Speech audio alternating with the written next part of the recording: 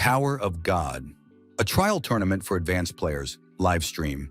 The boss has only half its HP left. What an awesome skill combo. The guy told everyone to be quiet. You can't distract Su-bai while he's fighting the boss. Su-bai, as befits a professional gamer, had excellent control of the keyboard and mouse.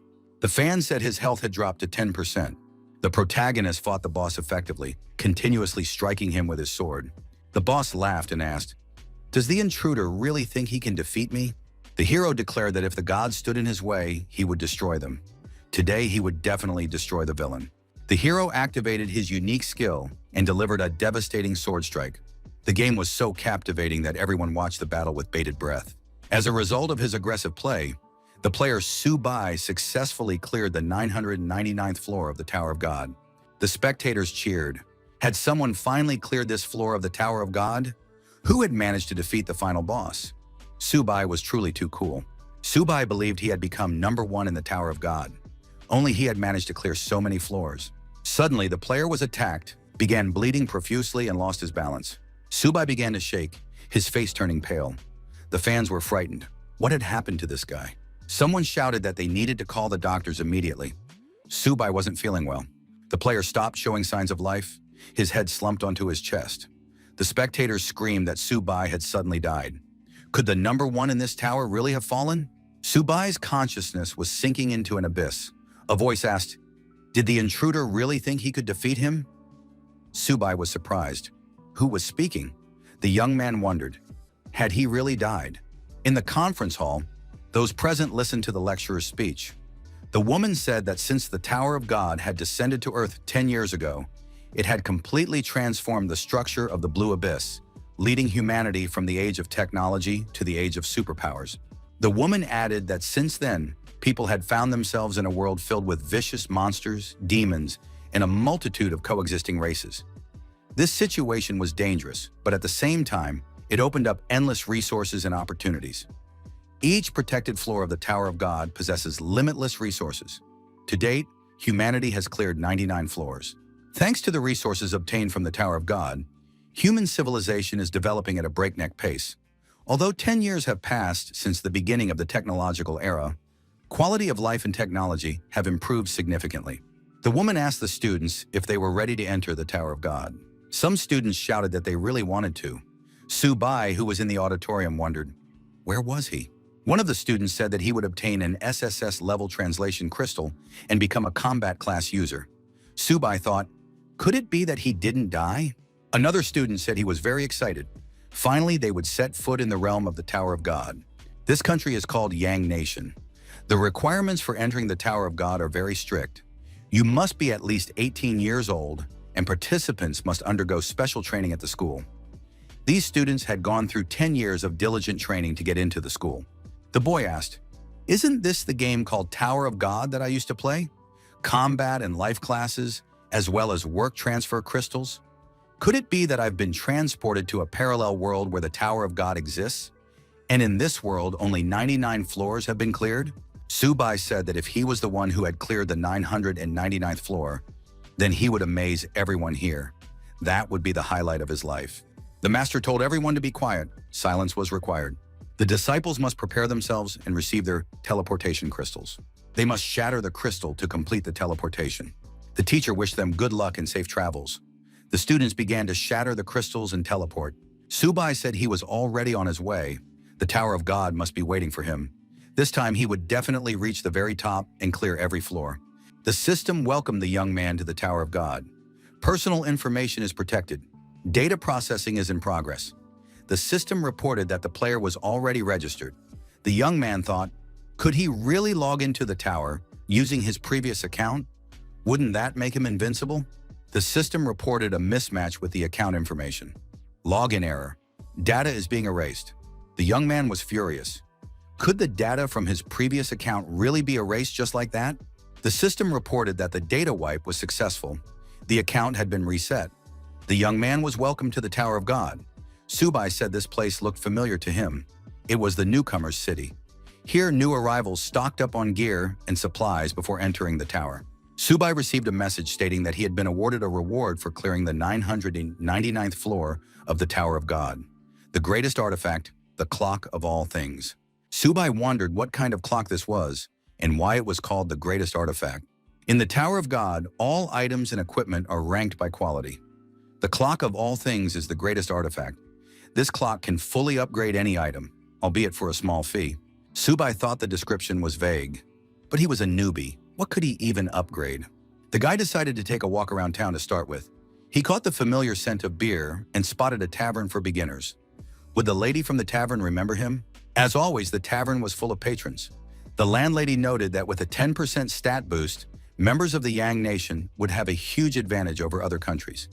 More and more newbies are successfully switching from one job to another. Subai thought that since the Tower of God was now real, it couldn't be treated like a game.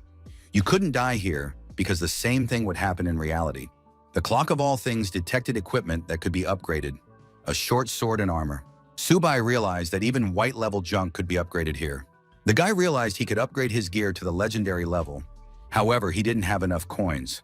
The young man got upset. He'd completely forgotten that, right here and now, he was a pauper. In that case, he needed to focus on earning coins. In the world of the Tower of God, money is everything. The Tower of God was located on the riverbank. At the foot of the tower was a small village. The tower itself stood on the outskirts of the city. The duration of protection for newbies is 7 days. In the Tower of God, protection for newbies lasts exactly that long. If anyone fails to change their class by that time, they will be expelled from the tower. Thus, the main goal for newbies in the tower is to level up and obtain a class change crystal. Countless newbies are eliminated every year due to failing to acquire a class change crystal. Subai sat down at the bar and addressed the tavern manager. The young man said he had a few cocktail recipes. Was she interested in this information? Subai added, "One of the recipes is called Rare Blood Wine of the Beast." The tavern manager told the young man not to joke like that. The girl handed him a piece of paper and a pen and said that if he was lying to her, she'd smash his head in. Subai noted that his recipes were 100% reliable. Subai wrote down the recipe and said he wanted 5 gold coins for the recipe. No tricks or gimmicks. The manager said she would prepare the cocktail right away. However, if he was lying, this guy was in for trouble. This was a basic recipe. The protagonist knew even rarer, high-class recipes. 5 minutes later, the cocktail was ready. The tavern manager was surprised. Could this really be the beast blood wine? The color resembled a red crystal. It was simply incredible. One of the guests wanted to buy the drink for himself. Another player also wanted to buy it, offering a higher price. The tavern manager shouted for everyone to be quiet immediately. She was keeping this cocktail for herself. No one would dare take it. The girl took a sip, then drained the whole glass. Subai asked the manager what the cocktail tasted like. The girl wiped her lips and asked how many recipes the guy had. She wanted to buy them all. Subai smiled. He said he had 5 recipes. Since they knew each other, he was willing to give her a discount and wanted 20 gold coins for all the recipes. The girl noticed that this guy was quite something. She was even starting to feel a bit of a crush on him. Subai received payment for the recipes and thought that was wonderful. These coins would be enough to upgrade his items again. The tavern manager said she couldn't just accept something without payment. The girl handed him a dagger and said it was a bonus. Subai thought the dagger was pretty good and thanked her for the gift. The guy said it was time for him to leave. He had other things to do. He promised to drop by from time to time. The manager noted that if any other rare cocktail recipes came up, she'd be happy to taste them and buy them. Subai told her she could count on him. It was all for the sake of their old friendship. The manager noted that this guy was quite the smooth talker. She liked that sort of thing. The protagonist left the tavern and thought that he couldn't waste any time. First, he needed to upgrade his weapons. Upgrading requires a lot of silver. However, the stat boost is undoubtedly worth it. He needed to change his class during the protection period. The expense would be justified. The required amount of coins was spent. The dagger upgrade was successful. Subai was satisfied. With these stats, clearing the first floor of the Tower of God would be a breeze. Filled with determination, the protagonist headed for the Tower of God. At the foot of the tower was a newbie zone. At that moment, many were chasing rabbits to get at least something for themselves. Whoever struck first would claim the rabbit. That's why even here tempers were flaring. Subai wondered, why were so many players chasing after a single wild rabbit? It was such a cutie. How could anyone even want to kill it? Our hero understood that wild rabbits yielded little experience. You'd barely get a copper coin. One of the players shouted for Subai not to go there, since it was an unprotected zone. It could be dangerous. The protagonist turned around and asked, "What kind of danger is that?" At that moment, a level 1 flying snake appeared behind the young man. The player shouted for Subai to take cover immediately. He needed to get back quickly to avoid danger. Subai replied that he wasn't afraid of a tiny flying snake. The boy pulled out a dagger and immediately sliced the snake into many small pieces. The players were surprised. What just happened? In just a moment, Subai had destroyed the flying snake. A player approached the protagonist and asked how he'd done it. After all, it was just a level 1 flying snake. Subai replied that it wasn't difficult. It took him only a moment. The guy reminded him to be careful. He shouldn't go that way, because if a flying snake bit him, he could die instantly, especially given their terrible gear and low stats. If he died, there would be no coming back. Subai thanked him for the warning and tossed a copper coin to his companion. The protagonist told the guy he'd be better off worrying about himself. The player realized that Subai was simply crazy.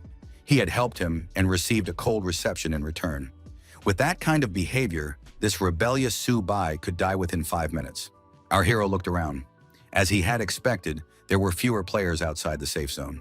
Out of the corner of his eye, the young man saw danger approaching. With a deft movement, Subai pierced the head of the snake that had appeared. The snake was destroyed. As a reward, the boy received a coin. The young man thought that this really did resemble the very Tower of God. However, leveling up at this pace would be very exhausting. Subai decided he needed to destroy a few monsters and finish clearing the first level as soon as possible. More flying snakes appeared.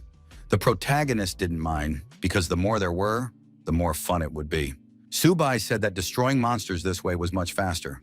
However, the coin drop rate was still too slow. Subai received a message stating that the 10th season of the Tower of God had officially begun.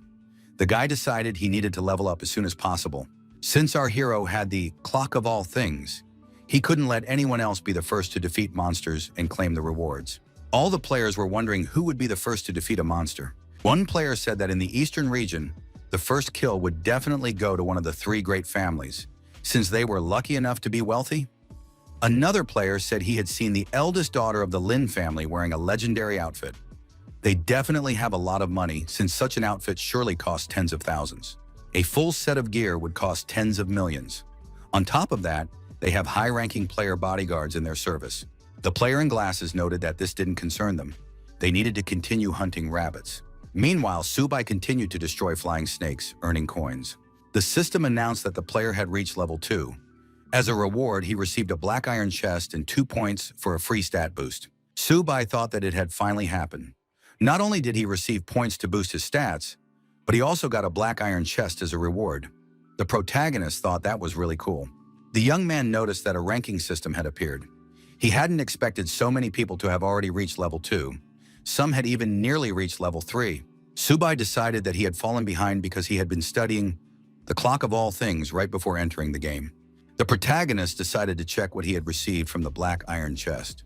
The young man received basic level armor and 30 copper coins. Subai thought that now he had armor too. What was the best thing to upgrade? He needed to choose the equipment worth upgrading. Subai figured that the boss in the beginner zone didn't have a high-level attack, so it was best to upgrade his weapon. The upgrade was complete. The player received the elegant dagger. Subai decided to upgrade it to the maximum. This cost him 9 silver coins. The protagonist confirmed the upgrade, and the process was successfully completed. The elegant dagger was upgraded to the maximum. The elegant dagger was upgraded to excellent green quality. Now it increased attack speed by 10%. Subai thought that only the first upgrade increased the base stats, while subsequent upgrades only improved attack power. The protagonist twirled the dagger in the air and decided it turned out pretty well. With the base stats, the attack power reaches 100 points.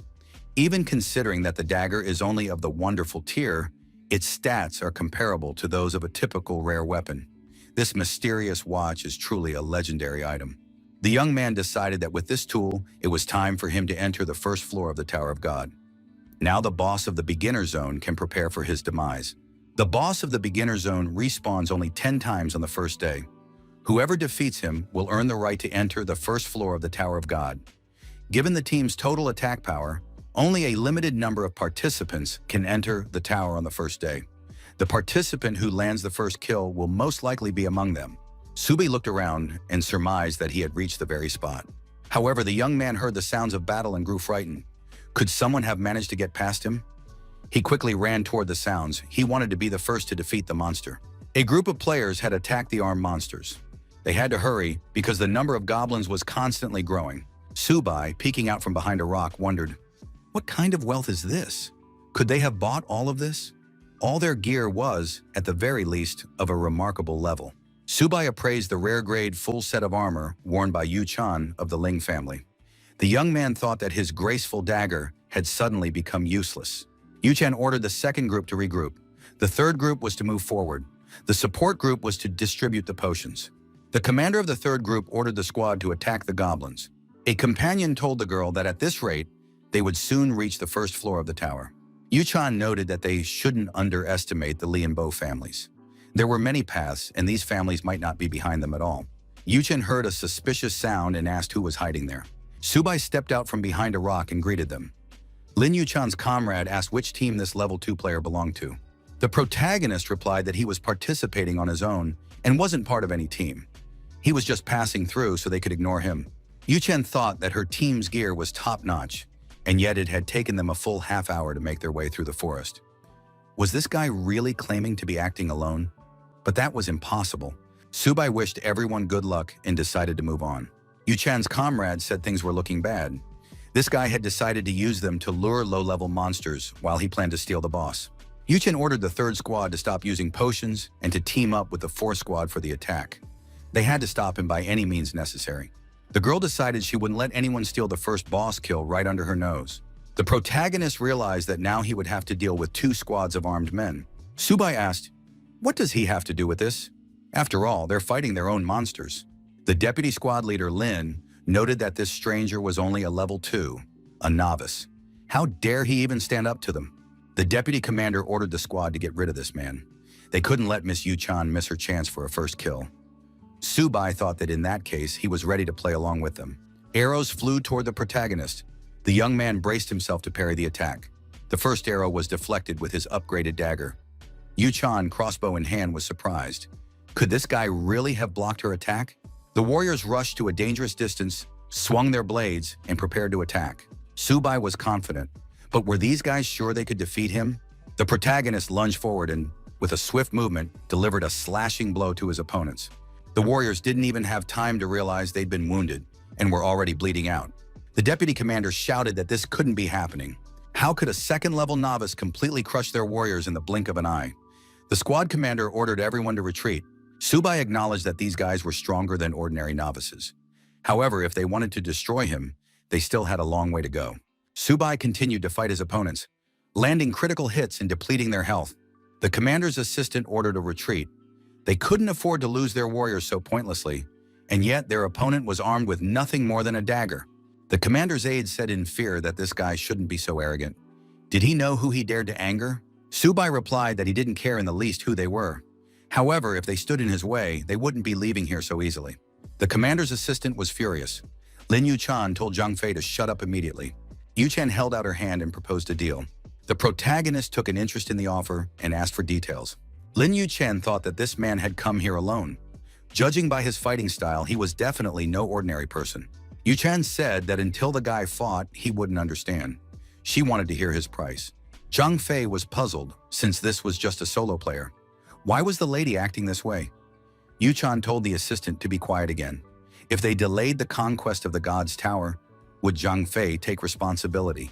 Subai replied that he had made up his mind. He would guarantee there would be no further attacks. In return, these people would have to pay a protection tax based on the number of players, 1 silver coin per person. The guy added that he considered this a fair price.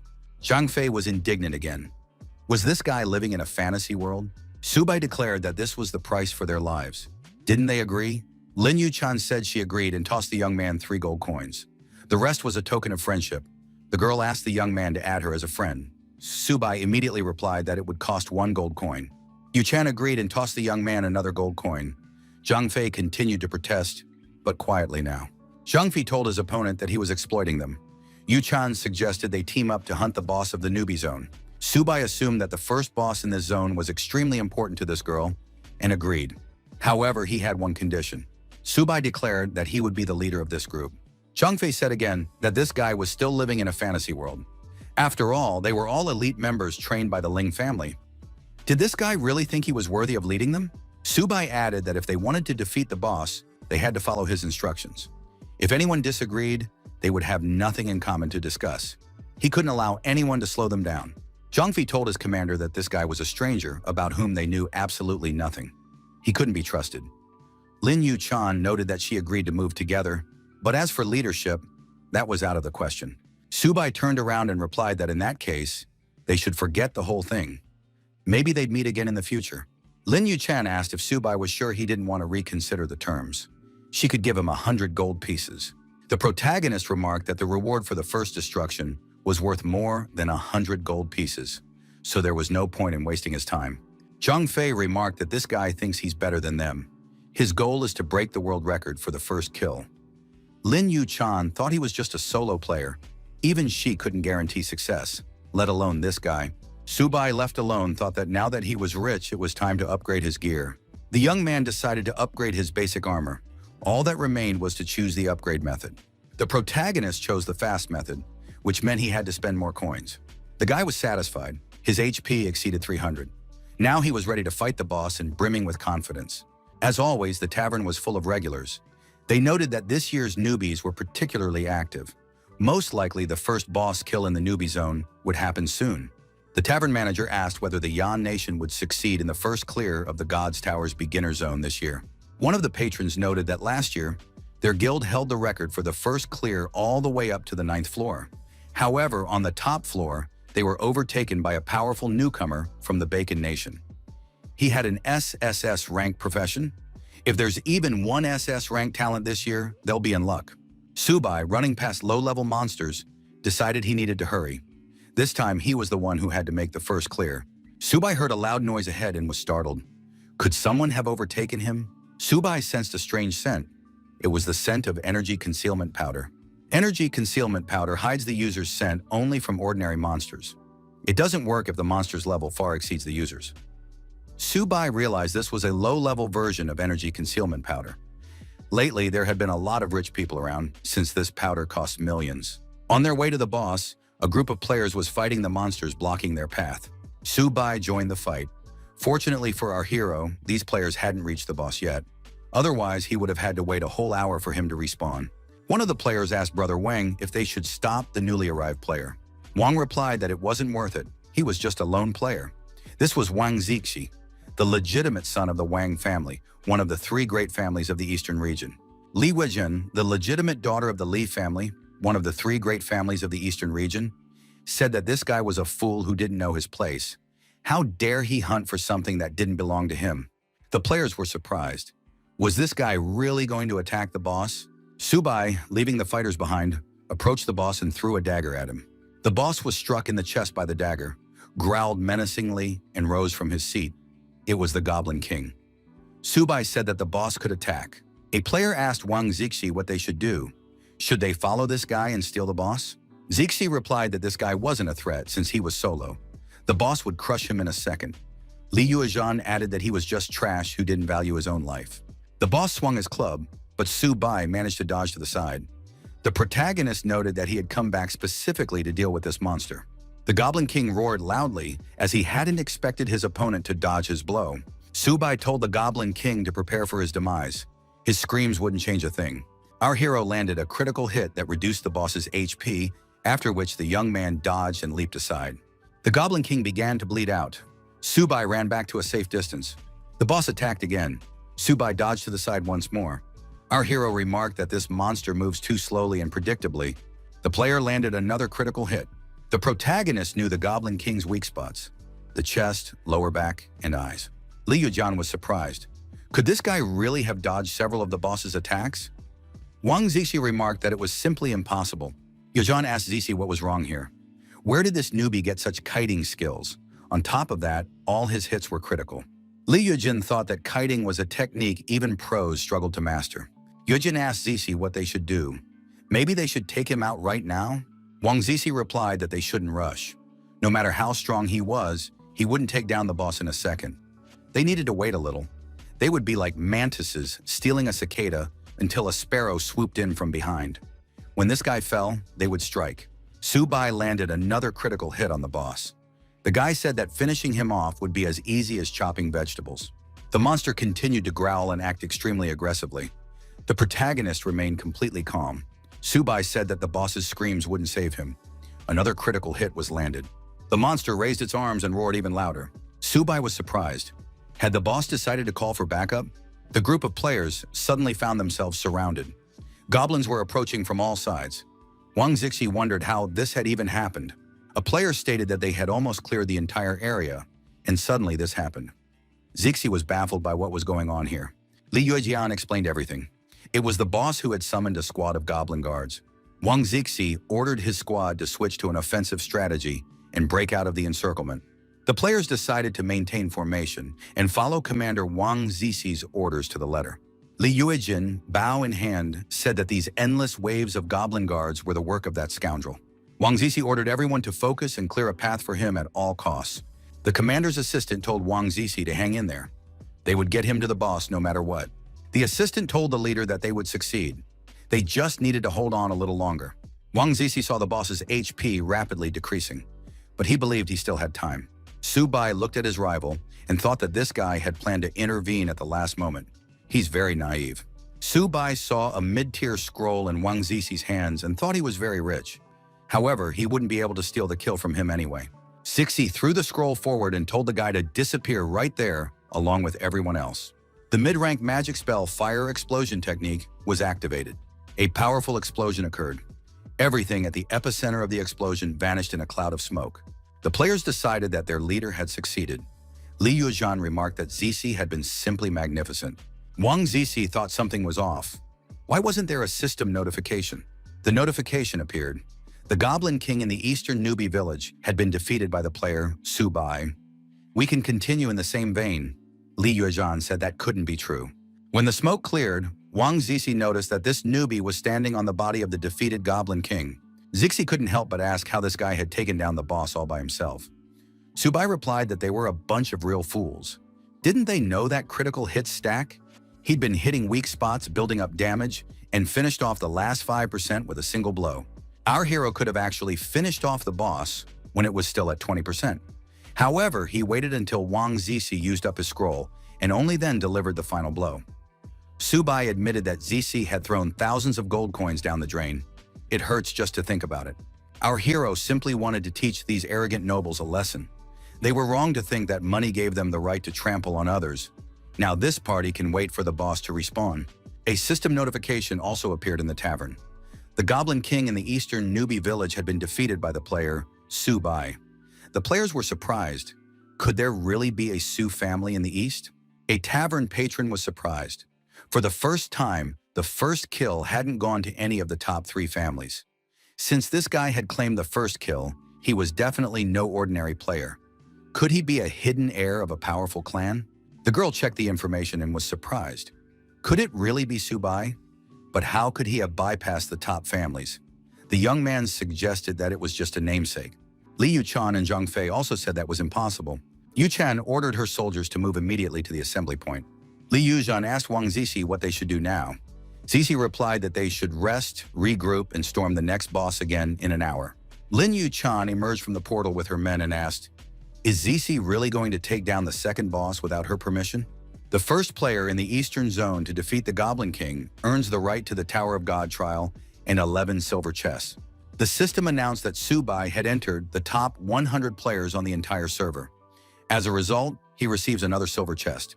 The protagonist decided that before entering the tower, he would first open the chest in search of something rare. Subai obtained a pair of rare one-step boots and 10 silver coins from the silver chest. He also received 10 small experience potions and 38 silver coins.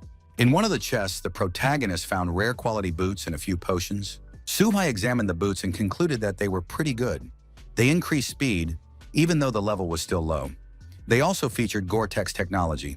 After the first boss defeat, the rankings for this season's Tower of God trial were published. Subai checked the rankings and realized he was in 98th place. Less than 2 hours had passed since he left the newbie village and defeated the Goblin King. The top 2 players from other zones had finished over an hour ago. Subai used a small experience potion. The young man decided he needed to speed things up and grind levels. The protagonist wondered, what kind of dungeon was on the first floor of the Tower of God this season? Subai walked through the portal and found himself on the first floor of the Tower of God. Our hero realized that the Darkness dungeon was about to begin. The starting dungeons in the Tower of God are varied and full of loot, and their difficulty constantly increases. Darkness is considered a floor of medium difficulty, but it's still challenging for beginners. Subai remembered the path from last time. Forward, right, forward. Subai was pleased with himself, for he hadn't forgotten this maze. Suddenly, a monster appeared out of nowhere. It materialized at the location of the seal. From the structure of its skull and its teeth, Subai immediately determined that it was a ghoul. This monster was a level 3 and was difficult to defeat. The protagonist thought that ghouls were known for their agility and powerful attacks, so he needed to be careful and make sure he didn't get surrounded. Our hero dodged and landed a critical hit. It was a one-hit kill. Subai decided that as long as this ghoul was alone, dealing with it would be easy. The next moment, another monster appeared behind the young man. Subai didn't even think of letting his guard down. The critical strike was activated again, and the monster was destroyed in a single attack. The system announced that the player had reached level 3 and received 2 attribute points. Subai thought he had reached level 3 quickly. The protagonist saw a place in front of him with different stones. There were 2 multicolored stones leading to rooms of varying difficulty. The red one indicated a difficult route. Subai chose the red stone, because the more difficult the mission, the better the reward would be. In the kingdom of Yan, the head of the Chu Dynasty Guild was informed that Mr. Junxi's affairs were progressing well. Mr. Chu remarked that early progress meant nothing. Only the one who claimed the grand prize could be considered the winner. This was Zhu Wan, the founder of the Chu Dynasty Guild. The assistant smiled and remarked that a tiger cannot give birth to a dog. Moreover, the president had prepared everything properly, and surely the title of king would go to Mr. Junxi this year. Zhu Wan said that a true king is one who has gone through fire and water, not one who takes the title by someone else's will. Zhu Wan expressed hope that he would not be disappointed after all. Subai continued moving toward his intended goal, methodically destroying the monsters that crossed his path. The protagonist thought that less than half an hour had passed, yet the tower's gifts were still magnificent. Subai looked back and realized he had finally dealt with the monsters in this room. Before our hero could even react, several glowing squares appeared before him. The young man realized if a gray square appeared, it meant he had found a secret room. It was a pleasant surprise, though he hadn't expected a high-level room to appear. A huge number of ghouls appeared in this room, which also came as a surprise. Subai said that these monsters hadn't managed to catch him off guard. The young man used his unique skill and attacked the monsters himself. After half an hour, all the monsters were destroyed. The system announced that the player had reached level 4 and received 2 attribute points. Subai noted that he had finally leveled up. The system reported that the player had cleared the secret room perfectly. 1 gold coin was credited as a reward. The young man checked and confirmed that his stats were now balanced, and he was ready to face the real boss. Subai checked and confirmed that Zhu Junxi was still the leader. Our hero assumed that no one had defeated the boss yet. The young man headed in the right direction and decided he would update the leaderboard by defeating the boss. Subai entered a huge room and looked around. The protagonist found himself in the boss room on the first floor of the Tower of God. The boss monster stood in its place, waiting for whoever would come to fight it. The boss glared menacingly at the player. His horns emitted an electromagnetic glow. Subai greeted him and said they had met again. The boss's minions immediately pounced on the uninvited guest. Subai suggested getting straight to the point and added that he didn't have much time anyway. The low-level monsters were instantly destroyed. They didn't stand a chance. Having cleared the path, the protagonist rushed toward the boss. He said he was ready to play with this monster. This time, the elite boss was a Minotaur, a level 5 monster. Subai noticed that this boss was just as tough and unapproachable. The Minotaur rose from his spot, activated his weapon, and roared loudly. The winged monsters also prepared to attack the player. Subai realized that things were about to get interesting. The Minotaur swung his axe, and Subai decided to use a charged strike. The monster missed, and his axe plunged into the floor. The player lunged forward and closed in on the monster's body. Our hero landed a critical hit, plunging his dagger into the monster's neck. The boss screamed loudly in pain. Subai said that the monsters shouldn't get their hopes up. Numerical superiority didn't matter. Subai, using his unique abilities, landed numerous dagger strikes on the boss and the winged monsters. The monster's body burst into flames, and it lunged at its opponent. The young man thought that this boss had begun to use its skill. Subai wasn't scared. He said that this brainless Minotaur was just as impulsive as ever, completely predictable. Our hero approached the monster's head, greeted it, and asked, "Doesn't the boss recognize me?" The young man landed a devastating blow and said he would now help the monster remember. The Minotaur roared loudly once more. Subai stabbed the winged monsters with his dagger and said that using them to gain experience was always beneficial. The player was awarded bonus experience. The system announced that the player had reached level 5. 2 attribute points were received. Subai activated the one-step boots he had purchased earlier. The Minotaur was enraged but couldn't even notice his opponent's movements. The boss flew into an indescribable rage, and Subai realized that this monster had activated Berserker mode. Subai declared that in that case he was moving on to the main game. The Minotaur completely lost sight of his opponent. At some point, the young man appeared behind the monster and asked if he was looking for him. The allotted time had expired and the Berserk effect had ended. Subai leaped upward and told the Minotaur that he was right there. The Protagonist struck with all his might and dealt a piercing wound to the monster with his dagger. The beast roared loudly again. Subai noted that this boss, as always, had foolishly wasted the Berserk mode. Now he was indistinguishable even from a cow. The Protagonist said the game was over. He had no time for this loser. Subai landed another critical hit. The HP level dropped significantly. The system announced that the player had defeated the Minotaur boss. The first floor of the Tower of God had been cleared, granting access to the second floor of the Tower of God.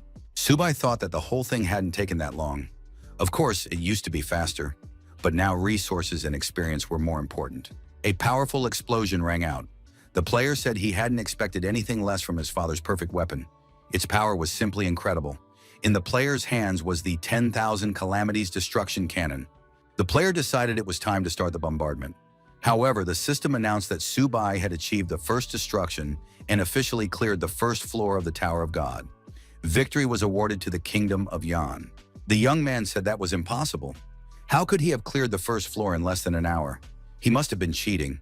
The other players also couldn't understand how it was possible to finish in such a short time. Were newbies really that strong these days? Where could such a terrifying newbie have come from in the Kingdom of Yan? Everyone was abuzz with this news. Juwen also couldn't believe that someone had cleared the first floor so quickly. Who was this person? The assistant said that the young master Jun Shi had also done very well. He had almost broken the speed record. Juwan shouted that it didn't matter, because he had lost anyway. The assistant pointed out that there were still 9 floors left in the Tower of God. If young master Jun Ji finished the translation first, he would have a chance to catch up and claim the title of Rookie of the Year. Ju Wan ordered an investigation into who this person was who had broken the record. Lan Yuchan also received the new information and realized she had underestimated that guy. Subai knew that, as usual, golden chests only appear upon the first boss kill or during an event. Since this is the first golden chest of the season, it must contain a piece of perfect gear. Otherwise, it wouldn't live up to its status. Subai received a perfect weapon, the Golden Hoe. Our hero was delighted, as he knew this item would be very useful to him in the game. The young man also received a beginner's experience orb. It would level him up. The system reported that the player had used the beginner's experience orb. Our hero leveled up and thought it was time to upgrade his equipment. The guy spent more coins so the upgrade would happen instantly. The Protagonist was satisfied, as many of his stats had improved at once. Subai felt a wonderful sensation. The young man held the entrance ticket in his hands. The time had almost come. Subai headed to the second floor of the Tower of God. Subai set a small goal for himself, to clear the first 10 floors in 24 hours. The Naka Desert, this was where the Protagonist emerged from the portal. His progress in the trial was at 0. Subai looked around and realized that the second floor was the Naka Desert. Here he had to defeat 10 waves of monsters. The young man decided to make the monsters spawn faster. A monster appeared before our hero, a third-level sawtooth lizard. Several more of the same monsters appeared after it. Subai thought these creatures were too slow and were just wasting time. Subai decided that since the sawtooth lizards were so slow, he would take the initiative into his own hands. The player charged into the attack himself. Our hero acted aggressively and assertively. The monsters took damage one after another. After a short time, the monsters were destroyed by critical hits. Subai was pleased with himself, having finished the fight in less than 2 minutes. Now there were many more sawtooth lizards. Subai decided he needed to speed up even more. The young man activated the step forward skill. His movement speed increased significantly. The Protagonist decided to break all the records from his past life. The boss room on the second floor. Subai said he was ready to play with a little wolf cub if it didn't want to die meekly. Subai dealt with the boss very quickly. Its HP rapidly dropped to 0. The system announced that the boss had been defeated. The second floor of the Tower of God has been cleared. An entry ticket to the third floor will be issued. Subai received another chest. Inside was the perfect equipment, combined lilac gold armor. The armor was level 5 and provided a healing effect every 5 seconds. The protagonist thought that, as expected of perfect armor, everything looked very high quality in its glow. In reality, this armor cost a pretty penny. Subai even felt a bit out of place. However, under its glow, everything really did look very high quality. Subai used a beginner's experience orb. His level was raised to 7, he gained 2 attribute points. The protagonist decided that things were going pretty well for him, and now he could head to the 3rd floor. Moving forward, our hero decided that the expenses had been considerable, which meant he needed to earn coins faster. Tower of God, 3rd floor, the Silk Cave. Once inside the cave, the young man was attacked by low-level beasts and insects. Subai laughed and said he had come to them himself, then rushed into the attack. Tower of God, 1st floor, boss room. The player with a firearm slung over his shoulder attacked the boss and said that no one could handle his 10,000 Misfortunes destruction cannon. The system reported that the player had defeated the boss, Minotaur. The 1st floor of the Tower of God was cleared, and access to the 2nd floor was granted. The clear took 2 hours and 25 minutes. The player said it was very exhausting. It was good that the boss's attack range turned out to be limited. As a reward, the player received a rare weapon, the exclusive longsword. Junyi was pleased, as this was a rare weapon from a silver chest. A system announcement appeared stating that the player, Subai, had successfully set the record for the first clear of the 2nd floor of the Tower of God. This marks yet another victory for the players of the Yan Kingdom. Junxie was surprised. Had this guy really cleared the 2nd floor already? Only 29 minutes had passed, but that was objectively impossible. The player dropped to his knees and thought that he was probably still too weak. Who was Subai? The protagonist dispatched another monster and said it was time to show everyone a speedrun. The system announced that the player, Subai, had successfully set the record for the first clear of the 3rd floor of the Tower of God. Clear time, 25 minutes. Tower of God, 4th floor. Desert of bloody flames. All monsters were destroyed. The system congratulated the player, Subai, on successfully setting the record for the first clear of the 4th floor of the Tower of God. Clear time, 22 minutes. Tower of God, 5th floor, Misty Swamp. The boss monster was effectively defeated by the protagonist. The system congratulated the player. Subai successfully set the record for the first clear of the 5th floor of the Tower of God. Clear time, 19 minutes. Players marveled. Could Subai have set another clearing record? Is he a genius or a monster? Others slowed down as the floor level increased. Some even suggested that Subai wasn't actually that strong. It was just that this season's trials for newcomers were too easy.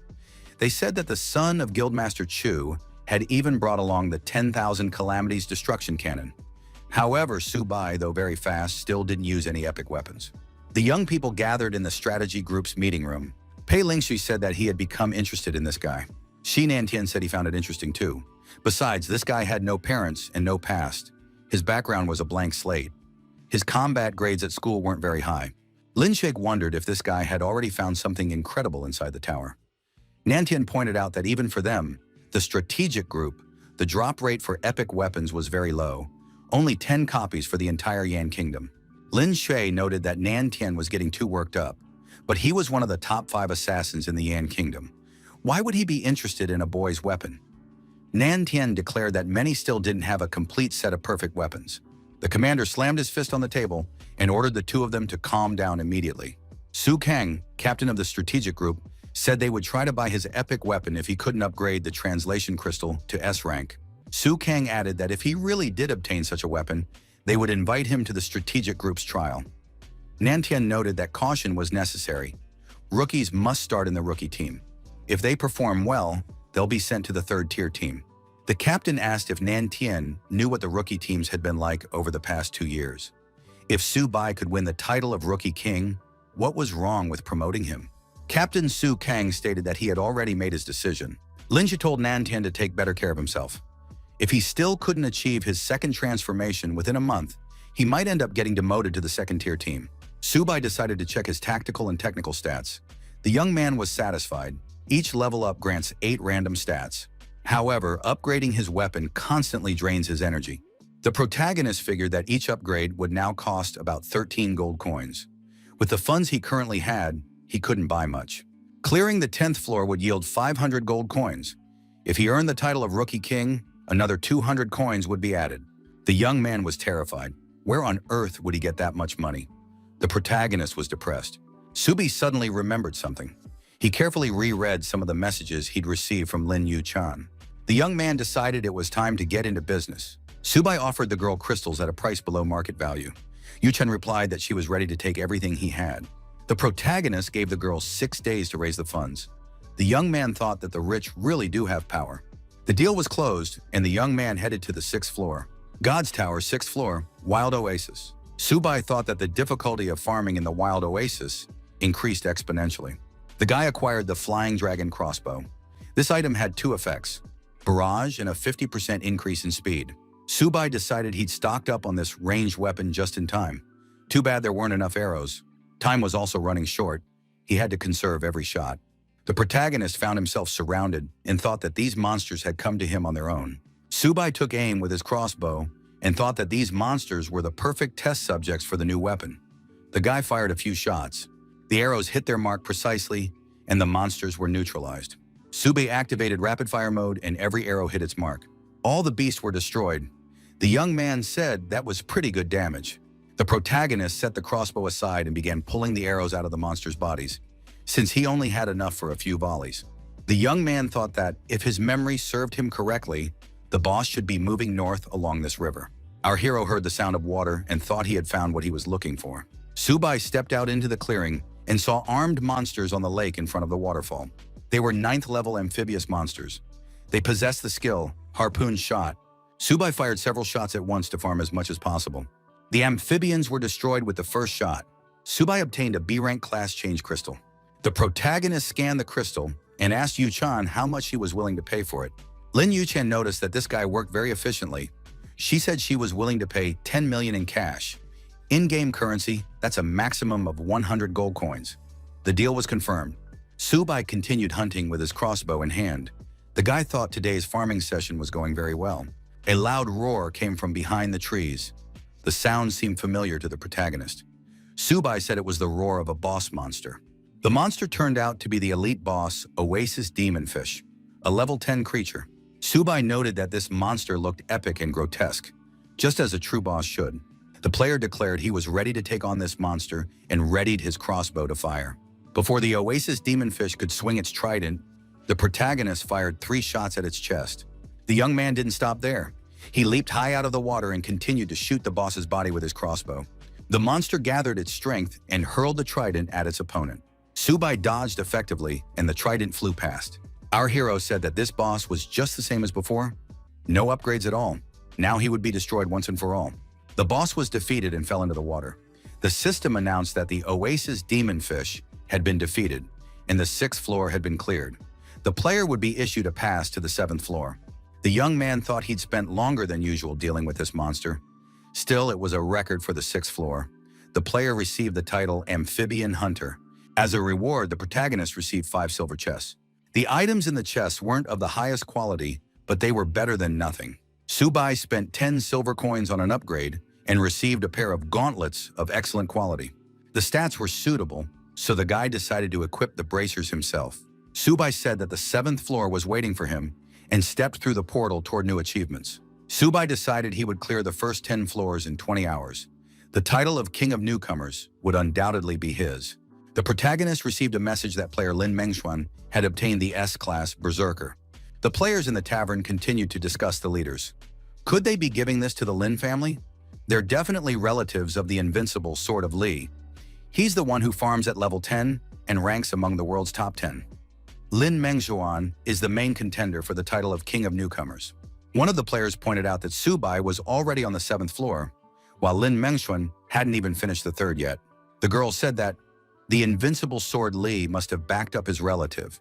She definitely has some kind of ace up her sleeve, since Zhu Wan even passed down a high-caliber weapon to his son. Zhu Jungxi was angry again. Who was this guy who had climbed to 1st place? Because of him, Jungxi had been forced to slip down to 3rd. Zhu Jungxi thought that as soon as he reached the 5th floor, he would show everyone who was the strongest here. Tower of the Gods, 7th floor, Gloomy Castle. The protagonist engaged in battle with yet another monster. Subai landed a crushing blow and called this monster Old Ruins. The young man remembered the boss's weak spots on its back well. Tower of the Gods, 4th floor, the Desert of Red Flame. Lin Mengjuan fights the monsters effectively, gripping her two-handed sword tightly. The monsters dealt irreparable damage. The girl declared that she would not lose to anyone. Tower of the Gods, 5th floor, Misty Swamp. Jujin Shi found a shard of the Stone of Destiny and said he would finally change his class. The system announced that the player had obtained an SS rank class change crystal. The class was successfully changed to Mechanic. Tower of the Gods, 8th floor, Abyss of Suffering. Subai moved forward again, initiating combat with the monsters. Subai continued onward without slowing down. Meanwhile, the monsters were effectively attacked and destroyed. The protagonist thought that he had 2 more floors to go, and then he would be done. Tower of the Gods, 6th floor, Wild Oasis. Lin Mengxuan said they were taking too long on this floor and needed to speed up. Zhu Zhengxi continued to use his heavy-caliber weapon, remarking that he was about to catch up to the leaders. Tower of the Gods, 9th floor, City of Nightmares. He engaged in battle with a large number of monsters. The young man said that the 9th floor was simply disgusting and needed to be left as soon as possible. Tower of the Gods, 7th floor, the Gloomy Castle. Lin Mengxuan, attacking the boss, said she would definitely catch up to the leader, Subai. Tower of the Gods, 10th floor, Platform of Nightmares. Subai bravely faced the boss one-on-one. The boss was Heimer's nightmare. The protagonist said he had finally made it this far. Only this boss stood between him and the title of King of Newcomers. Subai decided he had no time to talk with this boss and rushed into the attack. The boss turned out to be aggressive and brutal. Wielding his blade, Subai declared that he was going to destroy the monster right away. The boss said that the Desecrator of Dreams would suffer punishment. The young man smirked because the boss's trick hadn't worked last time either. The boss shouted that it was impossible, for the nightmare was invincible. The system congratulated the player on a new record. The 10th floor of the tower has been cleared. Another victory for the players of the Yang Nation. Subai said that in his past life, he had cleared 999 floors, but never received this title. Finally, this gestalt is complete. The protagonist had accumulated 5 chests and decided to open them all at once in hopes of a good drop. The guy received the rare equipment, White Tiger Sword. Subai decided that this weapon suited him. He received the perfect item, Lost Treasure Map. Subai decided that this suited him as well. He also received a rare piece of equipment, the Energy Shield. The next chest contained the rare item, Stone of Radiance. This stone hides the glow of equipment because there's no need for unnecessary attention. Subai also received the perfect piece of gear, Fire Dragon Gloves. Subai thought the shield was useless to him, but the gloves were simply magnificent. In terms of stats, they were almost epic. The guy slammed his fist into the ground and a shockwave spread out in all directions. Subai declared that the effect looked very cool. He checked his tactical and technical data once more and thought that with stats like these, he could wipe out everything in sight. All that was left was to open the 30 silver chests and put their contents up for sale. The system announced that player Subai was the first in Season 10 to clear the 10th floor of the tower and had earned the title King of Newcomers. As a reward, he was given a random SS rank class change crystal. In the conference room, those present analyzed Subai's battles by reviewing the video footage. Captain Su Kang said he needed a complete dossier on player Subai. Pei-Ling Shui was to handle this immediately. As soon as this guy left the rookie zone, they had to intercept him. They couldn't let other squads get there first. Lin Shuk told the captain that they needed certain conditions. What could they offer this guy? Su Kang told Lin Yue not to skimp and to offer the maximum, just like in the 11th squad. The girl was surprised. Did the captain really want to invite this guy into the main roster? Su Kang confirmed that he wanted to bring the player into the main squad. He wasn't going to assign him to the second-string team of losers, was he? With an SSS-ranked fighter on the roster, no one would dare dump the dirty work on them. Su Kang concluded that they couldn't let such a genius slip away. The players thought that if they had an SSS-ranked fighter, they would become the second strongest unit after the first squad, which included Invincible Sword Lee. In that case, their status would skyrocket. Pei-Ling Shug said she understood everything and would immediately begin carrying out the order. The girl thought the captain was right. She really wanted to show those upstarts from the 5th and 6th squads who was the strongest. In the tavern for newbies, they continued to watch the events unfold. The players noted that Subai still hadn't changed classes. How had he managed to achieve such results without changing classes? His strength was simply terrifying. The tavern door burst open with a crash. A man with a sack on his shoulder appeared in the doorway. The patrons were outraged. Who dared to burst in so brazenly? Did he really want to die? Subai stood in the doorway with the sack on his back. The young man headed straight for the tavern manager. The patrons decided this guy had lost his mind. The landlady would surely destroy him right then and there. She had a history of eliminating anyone who tried to hit on her like that, on the spot, without mercy. The girl said this guy turned out to be pretty quick on his feet. The quick-witted guy ordered a cocktail called Meteor Shower. The girl declared that it was her signature recipe. The patrons were surprised. Who is this guy? Why isn't the owner even angry? He nearly broke the door and she put up with it all. The tavern manager looked at the size of the bag and said the guy had a decent catch. The young man noted that this wasn't surprising. She was of the beast folk race after all. She'd even sensed that. The girl noted that flattery wouldn't help him get a lower price. She wanted 1 gold coin per glass and warned that she didn't serve on credit. The player downed the Starfall cocktail in 1 gulp. The girl noted that the guy had just swallowed the drink since he hadn't even tasted it. Subai stretched and told Sister Dana not to worry. He wanted a room on the 2nd floor because he was very tired and needed some rest. Another person entered the tavern. The patrons noticed that it was Lin Yu-chan. Accompanied by her attendants, the girl stopped in the middle of the hall and thought, it was a good thing she'd stopped in time back then and hadn't argued with that guy. Otherwise, it could have ended badly. Subai said that since Yu-chan had already arrived, she could go ahead and inspect the goods. Lin Yu-chan looked at the size of the sack and was surprised. Could there really be so much in it? The young people moved to the VIP room on the 2nd floor of the tavern. Subai emptied the contents of the bag onto the table. Those present were surprised. Could this really be a spatial bag? How many crystals could it hold? Lin Yu-chan's eyes lit up. The girl immediately began counting the crystals and recording all the information in her planner. The protagonist stated that he had another S-rank crystal. Would Yu-chan take that one too? The girl's eyes widened. Subai added that if she wanted this crystal, she could name her price. It was an S-rank class change crystal for Magical Scholar. Yu-chan thought she absolutely had to get her hands on this crystal and asked in return. How much did the young man want for it? Subai said that everything except the S-rank crystal could be calculated at market price. He would take 10% in cash and the rest in gold coins. The young man added that he would provide a list of materials that needed to be purchased for the crystal. Lin Yu-chan said she would handle that without any problem. Purchasing was her specialty. Subai handed over the list, and the girl told her assistant to start the purchases right away. The protagonist moved on to the topic of the S-crystal. How much was Yu-chan willing to offer for it? After a moment's thought, the girl replied that she was willing to pay 2 billion in cash. Subai was terribly surprised. Could this crystal really be that expensive? Yu-chan noted that S-rank crystals were goods that couldn't be bought, even with money. 2 billion was actually a bargain.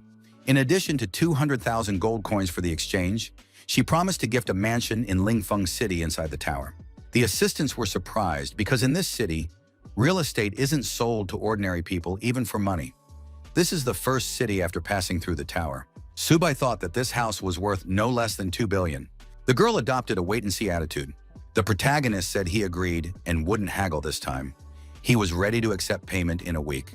Yu-chan agreed and suggested signing the contract right away. The girl prepared a quill, ink, and a letterhead with the contract. Subai signed his name. The young people sealed the contract with a handshake and told each other that they were pleased to do business. The girl got the crystal and beamed with happiness. Subai asked if she had anything else to say. Yu-chan added that the whole world knew. Subai had mined an SSS rank crystal.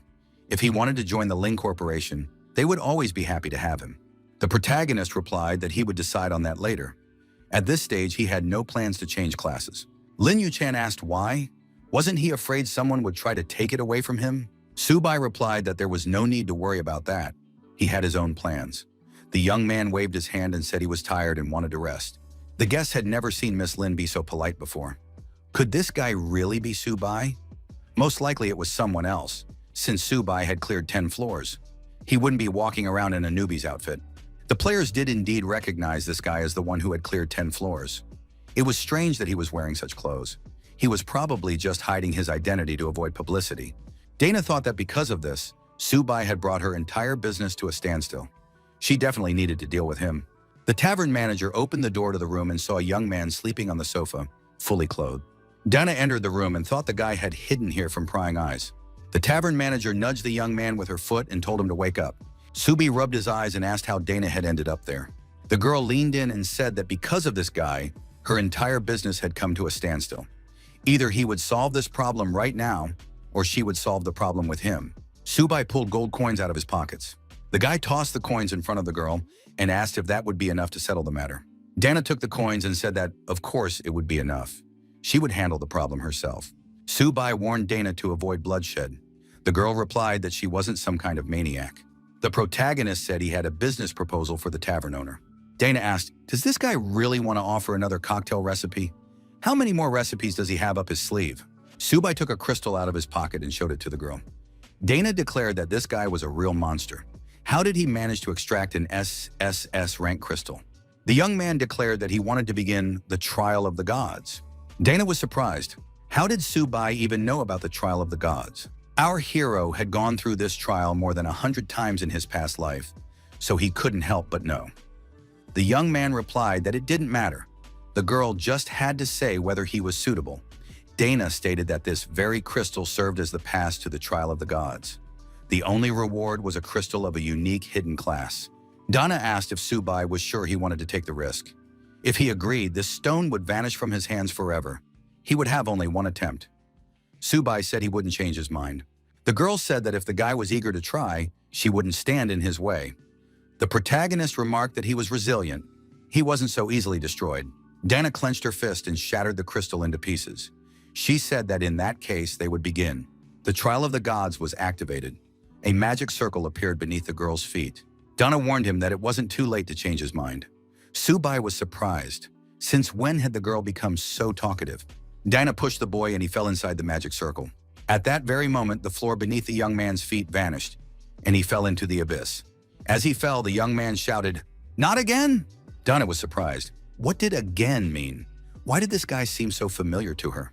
Subai fell onto a large stone slab. There was molten liquid surrounding the stone. The young man sat up and said that the trials of the gods felt familiar. He, Subai, had returned. The young man checked his status window. As expected, everything was exactly the same as in his past life. His inventory and equipment slots were locked. All buffs were temporarily disabled. The restrictions would be lifted after the trial was completed. Subai got to his feet and set off in the designated direction.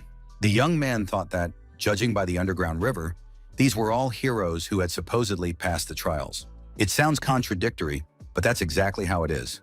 The young man was here for the very same reason that made them heroes. Subai opened the system window. He really didn't have any bonuses and his inventory was locked. At least the golden pickaxe was still available. Subai grabbed the pickaxe. He knew a wave of grave demons was about to close in on him. He had to prepare for battle. The protagonist's current stats were higher than when he had gone through this in his past life. If he lost now, it would be a real disgrace. The arena was small, he couldn't fall into the lava. Elite-type level, 10 grave demons emerged from the darkness and prepared to attack the stranger. Subai thought that there were more and more of these monsters. He couldn't delay. The young man launched his own attack. Every sword strike hit its mark. The monsters fell, slain, and vanished into the fiery lava. The protagonist thought the damage output was a bit weak. That meant he needed to work harder. The system kept a meticulous tally, recording the demons destroyed and the points accumulated. Another monster was destroyed, and the points pool was replenished with additional stat points. The young man used the Steel Slash technique. In addition to that, there were techniques like Aura Wave, Piercing Strike, and other moves that significantly boosted the player's combat power. The protagonist thought that if he hadn't known these techniques, he wouldn't have been able to pass the trial even with his experience fighting monsters. Subai was extremely pleased with himself, for he had already accumulated 100 points and earned a chance to recover. The tavern manager shouted loudly at the patrons. No one was to go beyond the second floor. Otherwise, she would shoot at the thieves. Dana added that Subai wasn't there. His SSS rank crystal had turned to dust. You could search for that guy all you wanted, but it wouldn't help. The players refused to believe that the crystal had been shattered. Dana said she had crushed the crystal with her own hands. If anyone didn't believe her, they could stick their head out and see if she had enough strength to crush their skull. In the guild meeting hall, they carefully examined the document provided by the player. The assistant informed the commander that a disaster had occurred. Dana from the tavern had crushed Subai's SSS crystal. Those present thought Dana couldn't be lying. After all, she was an NPC. Captain Su Kang was in despair. How could this guy have lost such an important crystal? Nan Tian reminded them that, in his opinion, this guy wasn't even fit for the first squad. Now it was clear he was useless.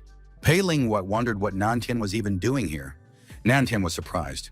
Could it be that Ling Hui had taken a liking to this guy? The captain said that now was not the time to argue. After all, their SCS crystal had disappeared. Ling Shui pointed out that she wasn't the one who had crushed the crystal. Su Kang ordered the tower to be placed under guard. As soon as this guy leaves the newbie zone, he must be caught on the spot. Nan Tian asked why they should catch him, since they couldn't force him to make a new SSS crystal. Su Kang reminded them that this guy had broken the world speed record. That meant he had a special technique.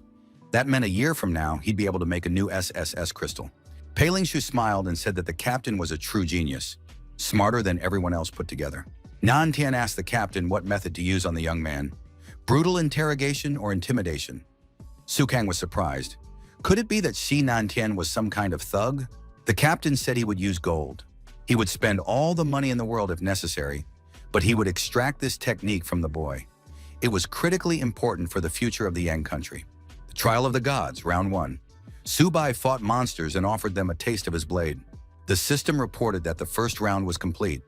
The young man breathed a sigh of relief. It had taken him 10 hours. The protagonist understood that this was only the first round.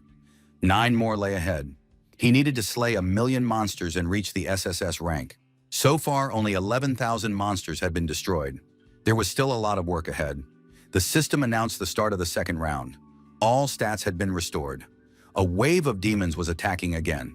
Su Bai thought he could continue now that his health had been restored. The end of the beginner period was approaching. He needed to speed up. Insect monsters appeared out of nowhere. The young man thought that if they stung him, he might start bleeding. The battle would be troublesome, but he had no choice. Su Bai activated his weapon swap. A basic quality spiked whip appeared in the young man's hand. It was good that he could switch weapons and armor here. Although the beginner's gear was weak, it was better than just a blade. Swinging the whip, the young man began to deal with the flying monsters more effectively. The protagonist decided that at this stage, the whip was perfect for him. These demons are poisonous and fast, but their defense is weak and they have little health. The Aura Wave Unleashed skill was activated. Over the course of 12 hours, a total of more than 250,000 insect monsters were destroyed. After a while, the young man breathed a sigh of relief. All the monsters had been destroyed. Su Bai changed weapons again. A spear appeared in his hand. The protagonist thought he had performed well at this level. The number of demons destroyed matched the stated goal. Su Bai decided to continue. The recovery process was initiated. The third round was reached and all stats were restored. A wave of magic goblins was approaching. Su Bai activated his weapon swap. A bow appeared in his hand. The protagonist realized that the magic goblins would attack from a distance. A short bow was ideal. He could fire arrows indiscriminately. The goblins lined up in a staggered formation and prepared for a ranged attack. Su Bai began firing arrows with precision. The monsters tried to retreat, but the protagonist's arrows caught up with them. Su Bai noted that when it came to speed, he was always up to the task and feared no one. Su Bai dodged the goblins' attacks thanks to his teleportation skill. Tower of the Gods, 10th floor, Platform of Nightmares. Lin Mengshuan is effectively dealing with the monster. The system congratulated the player on clearing the 10th floor of the tower. The completion time was 40 hours. The girl realized she had only come in second place. Because of this, she had some questions for Su Bai. The 6th day of the rookie trials. Downtown. Players and other townspeople listened intently to the news report. The players said that history was repeating itself. In the past 2 years, the city of Yang had started off strong, but fizzled out by the finish. Everyone was curious about where Su Bai was right now. At the tavern, Lin Yuchan and her assistant Zhang Fei were happily eating local pastries. The assistant asked why the lady had declined the invitation from Lin Mengshuan and Zhu Junxiu. Zhang Fei added that she shouldn't pass up such an opportunity for Su Bai's sake. If she joined forces with them, the Lin clan of East City could rise to a whole new level. Yu Chan asked if Zhang Fei had prepared what she'd asked for last. After all, today was the last day. The assistant replied that everything was ready. Yu Chan said she had her own plans, ones Zhang Fei wouldn't be able to understand. Lin Yu Chan thought that 6 days had already passed. The anomaly status appeared almost immediately after rumors of the destroyed crystal. That meant Su Bai was still in the novice zone. What surprise would he have in store this time? The Trial of the Gods, Round 7. The monsters were advancing, but they were under intense pressure. Su Bai fired ice arrows one after another. The young man paid no attention to the monsters' defenses. Once frozen, they were as fragile as glass. Su Bai noted that it was already the 6th day. 3 more rounds. He needed to speed things up. The 8th round had been reached. All stats were restored. A wave of poisonous scarabs was approaching. The antagonist had set himself a goal to finish all the fights before the rookie's time was up. The odds were stacked against him, and the young man noticed that the monsters were trying to surround him. He noted that it was a lost cause. 6 hours later, the protagonist was already fighting the boss. The young man declared that this boss was too slow. Subai, using his unique skills, sliced the monster in two. The system announced that the player had scored 1,000,000 points in the Trial of the Gods. There were 24 hours left until the end of the trial. Subai declared that 1,000,000 points was simply magnificent. Only the final level boss remained, and the hero achievement was already in the bag. Our hero approached the site of the final battle and told the boss to come out and fight him. The monster was the Red Lotus Demon, the Demon King, a level 10 boss. The protagonist saw the monster and said he recognized it. The monster swung its weapon and shouted that this man would now be destroyed. Subai jumped aside and thought that this monster was just as troublesome as ever, a true Demon King. The protagonist thought that with a defense of 2,000 points, he wouldn't be able to deal any damage to this monster at all. So he had to wait for that one moment when he could break through its defense. The monster attacked the young man, and Subai kept shifting his position to dodge the blow. The young man thought he'd played this game many times in his past life. Our hero used the cat's claw to achieve his goal. He said that this time would be much more fun. Subai was standing on a huge flying rock. The Demon King, flapping his wings, waited for his opponent to approach. The young man suggested the monster try some lava and approached the Demon King to strike. The monster screamed that he would tear this man to pieces, but the protagonist wasn't scared and kept getting closer to his opponent. Subai promised to avenge all the heroes that this Red Lotus Demon had destroyed. Subai leaped high into the air and aimed 3 arrows at the monster at once. The arrows hit their mark, and the protagonist continued his all-out assault. Our hero declared that if he could break through this monster's defenses, it would be instantly destroyed. The young man switched weapons and continued his attack, using his sword. He declared that it was time to finish this monster off. The system announced that the player had passed the Trial of the Gods, scoring over 1,000,000 points. The requirement for obtaining the Soul Hidden class had been met. As soon as the points were exchanged, the hero superclass could be obtained.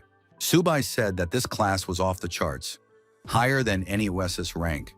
In his past life, it was only thanks to this class that he had cleared all 999 floors. The protagonist declared that he wouldn't rush to switch. First, the young man decided to check whether the legend of the Golden Hoe was true. Subai threw the hoe down from the cliff. The young man knew that according to legend, this tool had the ability to copy objects. The protagonist thought the hoe had simply vanished. Now it was gone. However, the legend turned out to be true. 2 glowing orbs of different colors appeared. The system announced that the player had received a dual class, Hero and Demon King. For a moment, Subai became two-faced and was horrified by his own state. At that moment, Subai possessed the following equipment: Clock of All Things, Gloves of the Fire Dragon, Crusader's Armor of Purple Gold. Subai noticed that his stats had now increased at least 5-fold. His attack power had doubled thanks to his passives. His mana was now infinite. The protagonist declared that the senior heroes could rest easy. He could now confidently carry on their work. Lin Yu-chan decided to check her friends' list and finally saw that Subai had appeared there too. Everyone in the tavern felt the floor shake beneath their feet. Could it be an earthquake? Or was it just the rumbling from the upper floor? Dana entered the visitor's room and saw Subai. The girl asked, "Did the guy really pull it off?" The young man nodded affirmatively. Dana couldn't believe he had actually taken that very class. Dana was surprised. How was that possible? After all, the hero and the Demon King weren't supposed to exist together. Subai replied that he hadn't expected anything less from the true, most powerful force. The tavern manager understood everything at a glance. Subai stretched and said it was time to stop hiding and see the world. The young man asked if Dana would like to keep him company. The girl replied that the outside world wasn't for her. The young man declared that he would return here when he missed the drinks from this tavern. The girl tossed a token to the young man and told him to take it. It could be considered a reward for passing the Trial of the Gods. Subai grabbed the item and said it was a generous gift. It was a concealment token. It could hide the owner's items, status, and appearance. Dana realized she simply didn't want this guy to die too soon. The tower was full of forces hostile to the Demon King. If Subai kept walking around out in the open like that, some monsters would quickly finish him off. As he vanished, our hero said he'd known it all along. Dinah was worried about him after all. The young man thanked her. The tavern manager told him to get out immediately. The city of Rome. This is the first major city after leaving the beginner's village. Here players take on quests, learn skills, and travel through city portals to the floors of the tower. Subai, looking around, said that everything here looked familiar to him. The young man thought that he had finally returned. A group of people appeared before our hero. Subai thought they had found him too quickly. Lin Yu-chan said that she had finally found him. Why had Subai been offline for so many days? Yu-chan invited our hero to come inside and make himself comfortable. Subai replied that he wouldn't say no. The guy thought that the Lin family didn't skimp on anything. They had opened a luxurious private club right in the center of Rome. Subai told the girl she could count it. He had found almost everything on the list. Yu-chan noted that Subai worked quite quickly. The girl added that, minus the 3,000 gold spent on purchasing materials, the remaining 17,000 were here. Yu-chan asked what the guy's current class rank was. The protagonist was surprised. Why did she need to know that? Yu-chan clarified that she wasn't trying to pry into his secrets. It was just that rumors were circulating that Subai had lost his class change crystal. A lot of mud was being slung at the young man online. The protagonist was surprised. How did they know the crystal was gone? Lin Yu-chan surmised that Dana, the owner of the newbie tavern, had let slip that she had personally crushed it. Subai admitted that Dana hadn't lied. The crystal was indeed gone. Yu-chan was surprised. Why didn't the guy look upset or at least angry? Lin Yu-chan surmised that Subai was an exceptional person, a true elite. That's why he didn't care about the XSS crystal. The girl thought, if this guy is so calm, then he might have another crystal just like it. Subai replied that having just one SSS crystal wasn't a problem. The protagonist told Yu-chan to speak plainly. What does she want? The girl replied that she wanted to invite the guy to join the Lin Guild. In that case, they would farm bosses together. Subai thought it was a logical suggestion. After all, once you leave the beginner's zone, the game's difficulty spikes dramatically. Looking for allies is standard practice. The young man replied that he wasn't opposed to the idea, but he wouldn't be joining a guild. He offered to guide Yu-chan through the first 5 floors. The group needed 5 mages with high damage output. Lin Yu-chan was surprised. After all, usually a raid of 20 people is assembled to clear a floor. Was Subai sure that the 5 of them could handle it? The protagonist said she didn't have to believe him. The reward for records was smaller anyway than for a first kill. He wasn't particularly interested in that. Yu-chan said she wasn't refusing. She was just surprised. The girl asked when they could start, and she also wondered if they could add the Lin Guild prefix to the group's name. Subai replied that he didn't care either way. They'd start tomorrow because he still had things to do today. Zhongfei's assistant pointed out that this guy doesn't have an SSS crystal. Does the lady really believe he can lead them to a record? He looks like a total con artist. Yu-chan pointed out that as a rookie, he had single-handedly taken down 4 people like Zhongfei. If they had gone all the way back then and become enemies, they would have been stuck in the rookie zone forever. Yu-chan ordered her assistant to find 4 B-rank mages. Zhongfei harbored a personal grudge against the protagonist and decided he would destroy this guy. The city lord's residence. Subai heads straight for the central gate. A passerby asked, has this guy really had enough of living? Subai received information that Wu Sai was standing before him. The protagonist asked, why is this guy blocking my path? Wu Sai stated that one cannot break into the residence. The guards would spear him in a second. Our hero confided in his companion that he knew the only way to get inside. He had to become strong enough. The guard warned that the Lord was currently at the training ground. Wu Sai and his friends were surprised. Had this guy really managed to enter the Lord's residence? The guards led our hero to the training ground. The protagonist saw the captain of the guards training diligently. It was Orlando Mullen, a level 180 Earth mage. Next to him stood the Lord of the City of Rome, Black Rian, a level 200 great swordsman. Subai thought he was in luck. He had stumbled right into the famous training cutscene. Here one could learn rare skills for free. A guard told the hero to wait a moment. The city lord and the captain of the guards were currently sparring. The protagonist decided to take advantage of the opportunity and study all the skills on offer. He also acquired the Orlando skill. 10 minutes later, the training session was over. The protagonist had only managed to learn the very first skills. The guard reported to the city lord that the hero was waiting for him.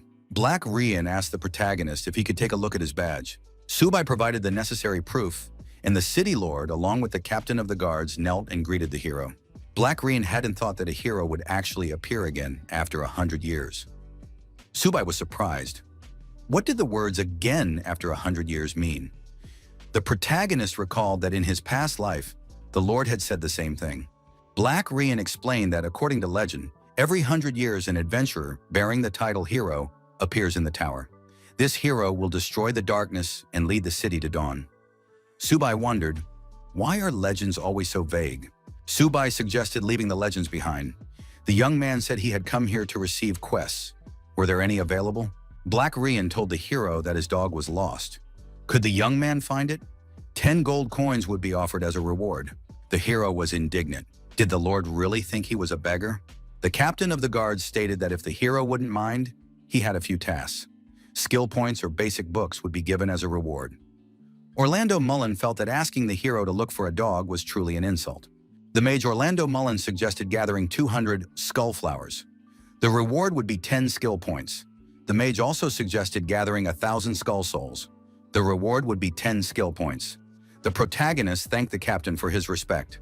Lord Rome said he had remembered. He also had a suitable quest. The Great Swordsman. Black Rian offered a quest. An anomaly in the suburbs of Rome. The reward is 10 skill points. Subai thought this was Rome's main storyline. It's the 10th season, and no one has touched it yet. People are too fixated on leveling up and forget that quests are the best way to level up. The Lord of Rome said he'd heard that all those bearing the title hero are unrivaled masters of combat. Would the young man do them the honor? Black Rian asked the hero to spar with him as a training session. Subai agreed to the challenge quest. He asked what this sparring session would entail. The protagonist really didn't want to fight this NPC, but the reward was substantial, so it didn't make sense to refuse. Black Rian thanked the hero for the opportunity and promised to lock his level and skills.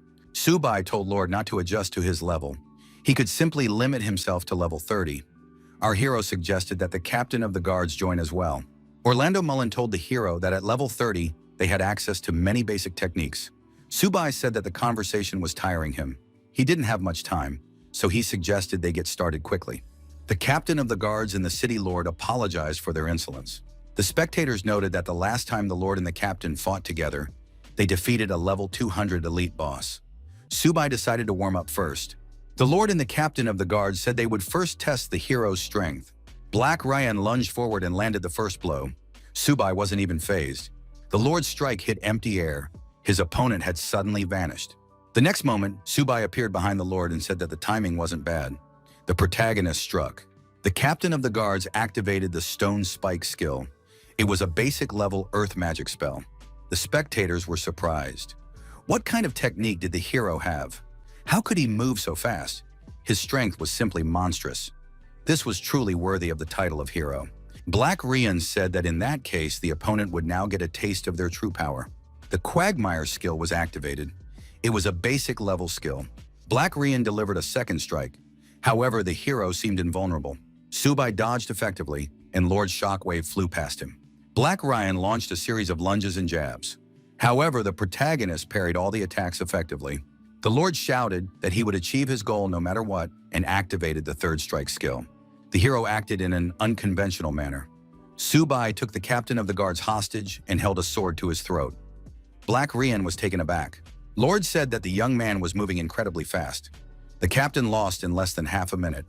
The hero truly lived up to his title. Subai told the Lord not to stand still, but to attack. Black Rian thought, could this really be 10th level power? The Lord activated the Flaming Sword skill and shouted that he would never give up. A dash was initiated and the fourth strike was landed. Subai, just like at the start of the fight, instantly teleported and found himself behind his opponent. The Sword Wave skill was activated. Black Ryan dropped to the ground and admitted defeat. The protagonist rested his sword on the City Lord's shoulder and told him he still had much to learn. Black Ryan admitted that in his youth, he had heard that the hero had no equal at that level. He hadn't believed it, but now he realized he had been deeply mistaken. The captain of the guards added that even if they had lowered their level to 50, the hero would still have found a way to defeat them. Subai noted that their opponents had pretty good skill control. When he had time, he would come back here to spar again. However, now it was time for him to carry out his missions. Black Rian remarked that they would always be happy to have Lord Hero visit. The protagonist told them not to see him off and skipped off to complete his tasks.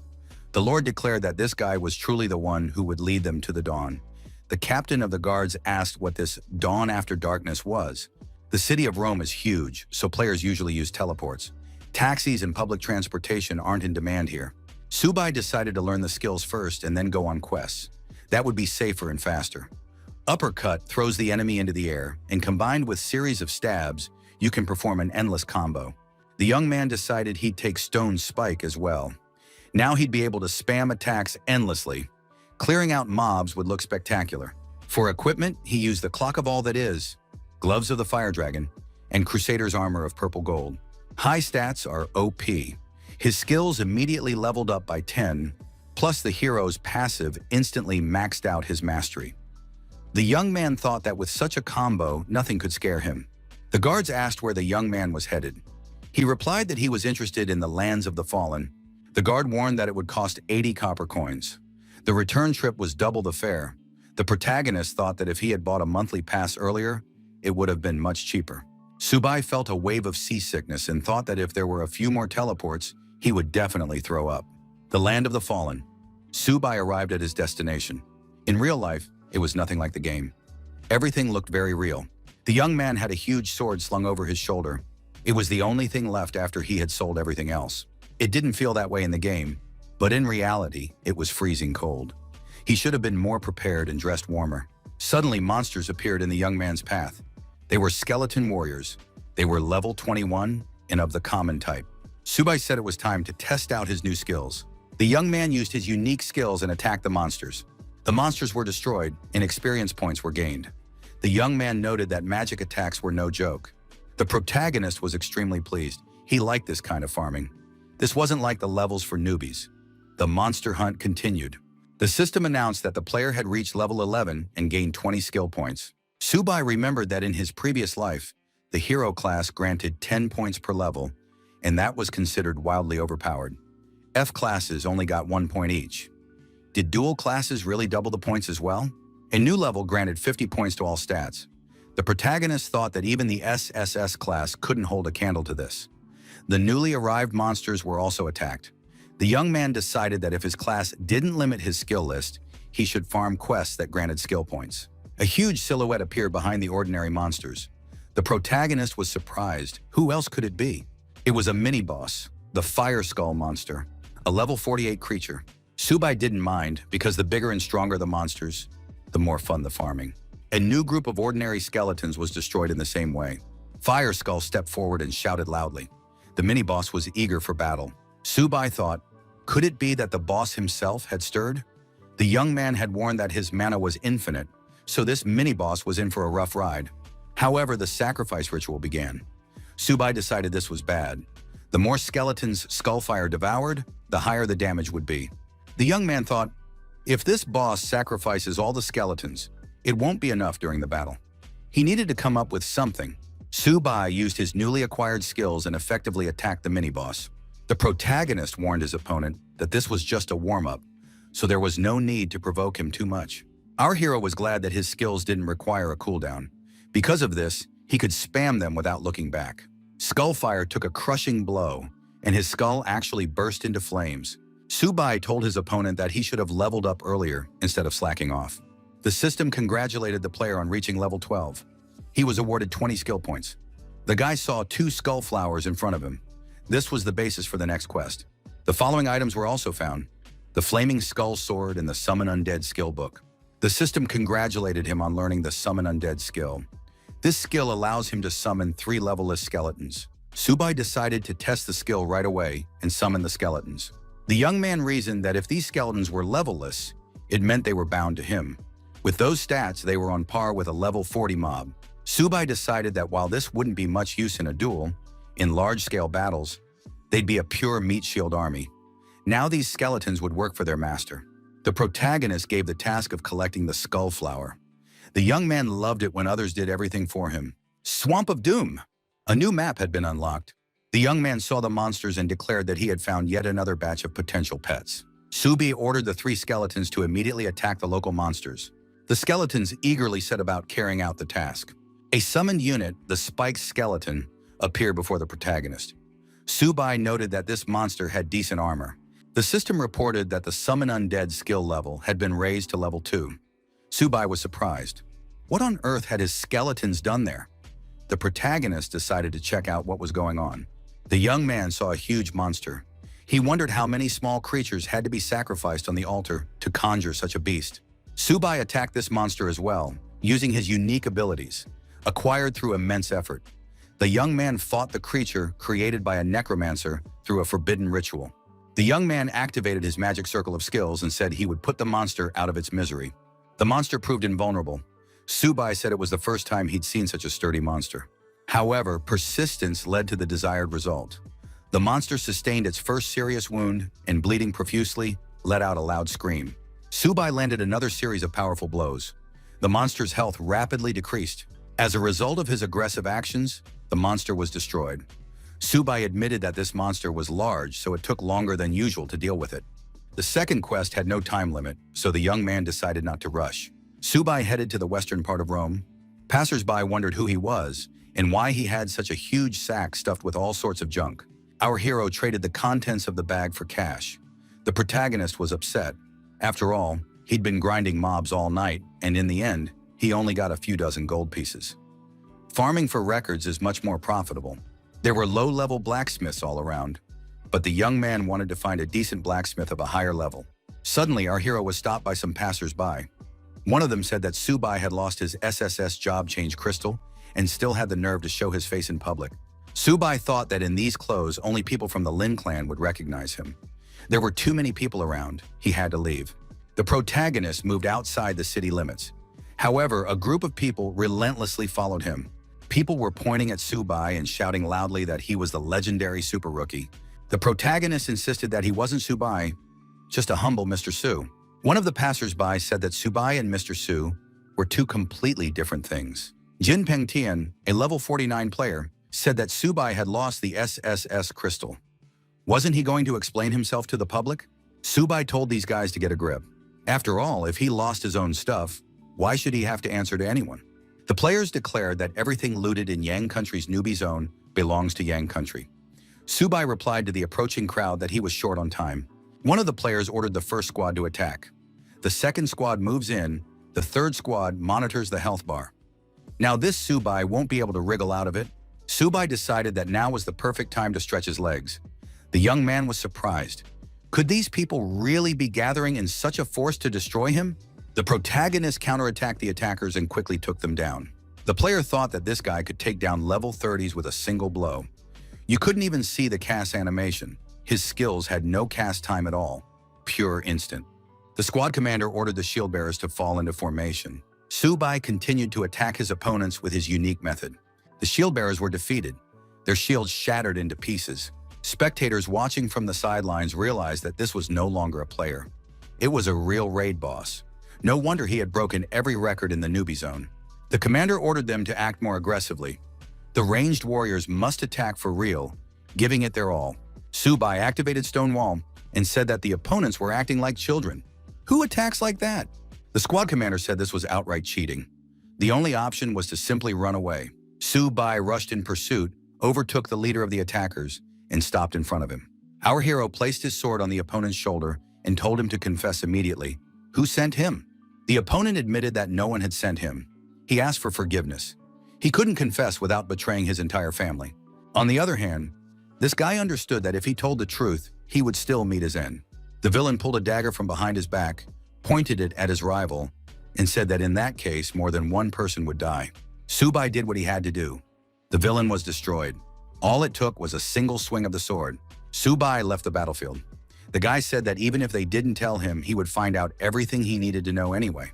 The protagonist turned at the sound of a voice and saw Lin Yu-chan. The girl looked alarmed. Behind her stood servants holding the bound Zhang Fei. Yu-chan apologized and said she had brought the traitor and was ready to accept any punishment for it. Subai asked why they had wanted to destroy him. Zhang Fei was indignant. Why exactly should this guy enjoy his mistress's favor? Subai's self-confidence annoyed him. The protagonist said that it was up to Ling Yu-chan herself to decide what to do with this man. The girl replied that she would punish the traitor according to the clan's laws. Yu-chan apologized for the trouble she had caused. The mages quickly dealt with the traitor. Subai thought that the girl resolved issues in an extremely radical way. The portal to the 11th floor of the tower was ready. Subai said that everyone was already assembled so they could form a party. The young man realized that all that awaited them was a lair of creatures infected by alien gods from the upper levels of the tower. Yu-chan reported that she had brought 3 wind mages and 1 fire mage. All of them were level 20 and held B rank. Subai asked everyone to show him their skills. There was quite a sight to behold. The protagonist noted that he had one condition. These people might be weak players, but orders must be obeyed. Violations would be punished. Yu-chan explained that these were the best fighters in her guild. The other players thought that the Ling Guild didn't mess around, so they really were heading to the 11th floor with this lineup. Yu-chan saw the number of monsters and asked, shouldn't they really recruit more people? Subai explained that on the 11th floor, the number of mobs scales with the party size. Did Yu-chan really not know that? He could have handled it faster alone. But their goal was to break the record, not to turn the world upside down. The preparation time was almost up. The squad prepared for battle. Subai ordered no one to retreat. Their first opponent was a level 13 Wolf Devourer. The commander said he would take on the first waves attacking head-on. Subai effectively attacked the approaching opponents and earned the necessary points. It was a typical dungeon experience. Yu-chan was surprised. Did he really have no cooldowns on his skills at all? The girl thought that it was no wonder this guy was called Subai. No mage she had ever seen fought like that. The monsters were destroyed. Subai noted that there was nothing remarkable about this. There was no great artistry to be seen here. The mages were satisfied. They were truly lucky today. They had latched onto that very leg. Subai said they were moving on and no one was to fall behind. The squad climbed onto a cliff and assessed the scale of the upcoming battles from above. Now everyone was participating in the battle. Each player's role had been carefully assigned. Lin Yushan demonstrated her skills in all their glory. She proved that she was not just an ordinary member of the Lin Guild. Hill. The squad formed a circular defense, and Subai told Yu-chan to summon the Ifrit. The girl activated her unique abilities, and her pet was summoned. It was a fire monster. Subai ordered everyone to prepare for battle and not to be distracted by external stimuli. The protagonists decided they would face these monsters head-on. Level 14 was well within their capabilities. The squad once again followed the planned scenario. Everything went like clockwork. The summoned pet, Ifrit, showed what he was capable of in real combat. Subi thought, the more this Ifrit slays mobs, the more energy he accumulates. He even began to share it. Ifrit had already created numerous copies, which greatly simplified the fight against the monsters. Yu-chan warned, when the Ifrit splits into 8, it only lasts 10 minutes. The skill cooldown is up to half an hour. The girl asked what they should do next. Once the Ifrits disappeared, they wouldn't be able to keep the hill chills at bay. Subai warned that the Ifrit wouldn't disappear. However, the Ifrit was finished. Yu-chan noted that the flames had blown off the Ifrit, and it had crumbled into a stone statue. Subai told everyone not to panic. Now it was his turn. The protagonist activated his unique abilities, drawing on an endless source of mana. Yu-chan realized with surprise that this was a summoning of the dead. Subai said that this Ifrit, combined with his magical attack, dealt insane damage. The mages acknowledged that this was truly a leg worth holding on to. This guy was indeed SSS rank. Now it was clear why the lady had treated him that way from the very beginning. Lin Yu-chan thought that less than 2 hours had passed since they entered Dange. They were truly ready to break the record. The Wang Guild's council hall, the leader was furious. Why couldn't his people handle a newbie? On top of that, the Lin clan was against them. The girl told Brother Zishi not to worry. The leader noted that if the Li and Wang clans united, the Lin clan wouldn't be a threat to them. The girl added that this scandal might even turn out to be beneficial. The guy asked what her plan was. The girl pointed out that Yu-chan is now officially listed as the first heiress of the Lin clan. They could spread a rumor that Subai, the sinner of Yang country, lost the SSS crystal because of a deal with the Lin heiress. The leader said that was brilliant. He was curious to see how the Lin clan would wriggle out of this. The guy added that Li Yuezhan was the best strategist. He would immediately issue the necessary orders. The 11th floor of the tower, the dead of snow plains. Subai noted that after passing this section, a cave awaits them, where the floor's boss is located. In this battle, the snow monsters used wind magic. The mage told the lady that it was a tornado spell. The girl agreed. You can notice that their progress was already at 90%. Apparently, they really would break the record. Subai told everyone not to let their guard down. They were continuing to move forward. Chaos reigned at the cave entrance. The players asked themselves in surprise what was going on here. Lin Yushan asked the commander what they should do now. The young man replied that Ifrit would go with him, while the rest would stay at the entrance. The protagonist noted that this was the final stretch, and so he would handle it on his own. Yu-chan was surprised. Did Subai really want to go alone? One of the mages asked the lady if they really shouldn't stop him. Yu-chan said he would go alone. The girl added that this guy had never lost a single time. Subai activated his fiery wings. The young man used the Battle Fist skill. The passive ability of the Fire Dragon gloves, Flame Burst, triggers upon impact, causing a fire magic explosion. This is a perfect rank item. Battle Fist envelops the fist in energy that can be released. Its long duration makes it a standard skill for fighters. Subai decided to test what his fist fighting school was capable of. The flame looked like pure magical damage. The mage was surprised. Could the leader actually be a fist fighter as well? Subai thought that being both a mage and a fighter was simply unmatched. Melee techniques with magical damage provide double the power. The protagonist decided that fighting the minions was taking too long. He needed to get as close to the boss as possible. To achieve a cleaner result, the hero summoned his skeleton pets. The young man called these pets his guardian army. The order was given to block the entrance to the cave. The system reported that the Summon Undead skill had been upgraded to level 6. The number of summons is limited to 20. Subai felt a surge of power. He enjoyed commanding his own army. The mages asked Yu-chan if this was really just a tower run. It felt like they'd stumbled into an epic raid. Mr. Subai was incredibly cool. Yu-chan noted that this guy took a straightforward approach without any tricks. The next monster was a huge, voracious level 18 snow bear. Subai was delighted. Finally, a boss had appeared. The protagonist activated his combat fist and decided to fight the boss in close combat, one-on-one. The young man dodged the bear's attack and said he was ready for some fun. The boss turned out to be as slow-moving as all bears, so the young man managed to land numerous blows all over its body. Subai noted that this boss possessed brute strength. He needed to finish it very quickly, otherwise it would be difficult to hold out for long. The bear attacked his opponent again. The protagonist activated the Charge Ram skill. Subai decided to put an end to this battle and attacked the monster again, using Fire Fist. The boss roared loudly and its health dropped to a minimum. The monster collapsed to the ground, and its body showed no signs of life. Subai announced that the boss had been defeated. It was a relief that they'd managed to handle it so quickly. The mages were surprised. Had the squad leader really already taken down the boss? What on earth had happened? The system reported that the squad had cleared the 11th floor. Yu-chan confirmed that they had indeed succeeded. This guy hadn't even entered the cave, and the battle was already over. A report came in that Subai, leading the Ling Guild squad, had set a new record for clearing the 11th floor of the tower.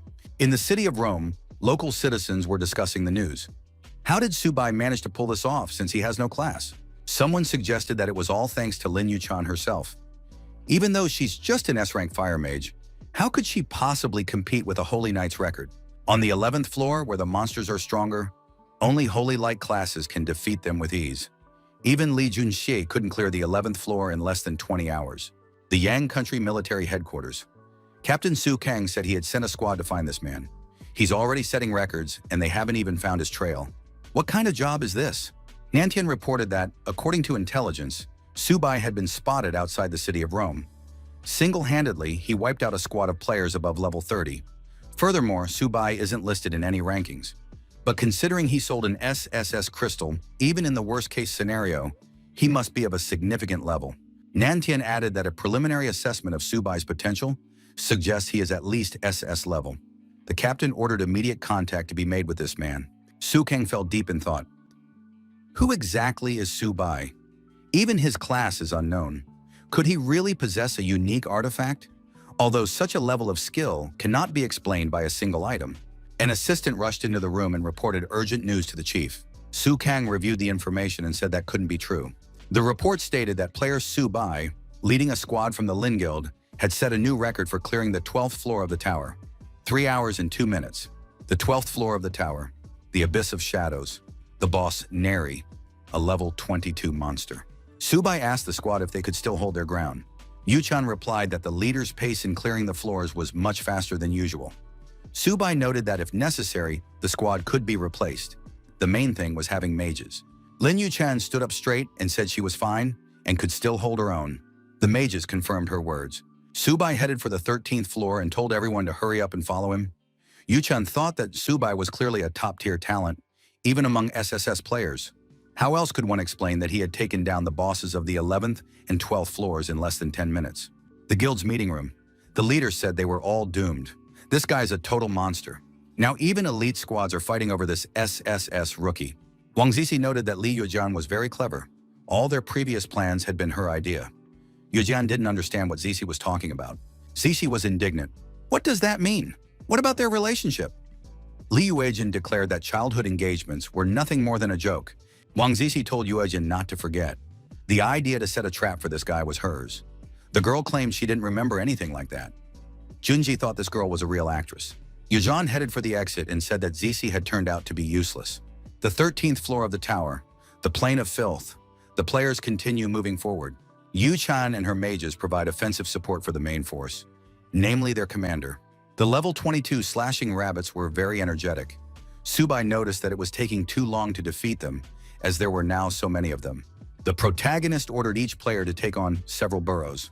Our hero activated the fireball skill to drive the monsters out of their burrows. The rabbits rushed toward the burrow exits and got stuck. Subai said that now they wouldn't be able to escape. Subai promised these monsters he would burn down their lairs so they wouldn't keep jumping out one by one and wasting his time. Lin Yuchan told the squad leader that they had already stormed 3 floors in a row. Where did the young man get his strength from? The group of players approached the estate. The gates were locked, even though there were people inside. Winslet in level 25. In addition to the monster and small children, there were monster hounds in this place. Subai warned that the boss was inside so the squad would wait for him outside. The mages noted that the squad leader was playing for them.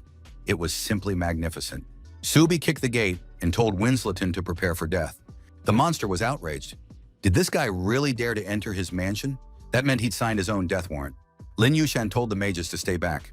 The monster gestured toward the guests, and the dogs pounced on our hero. Subai activated a barrier, and the monster dogs took damage upon colliding with it. Winsleton continued to carry out his devious plan. An unbearable sound rang out. Yushan and the mages covered their ears with their hands. It was impossible to listen to. Subai drew his blade and charged at the monster. The young man said that this old dog was useless. The protagonist closed in and launched an effective attack on the monster. The monster screamed that these intruders would surely be punished.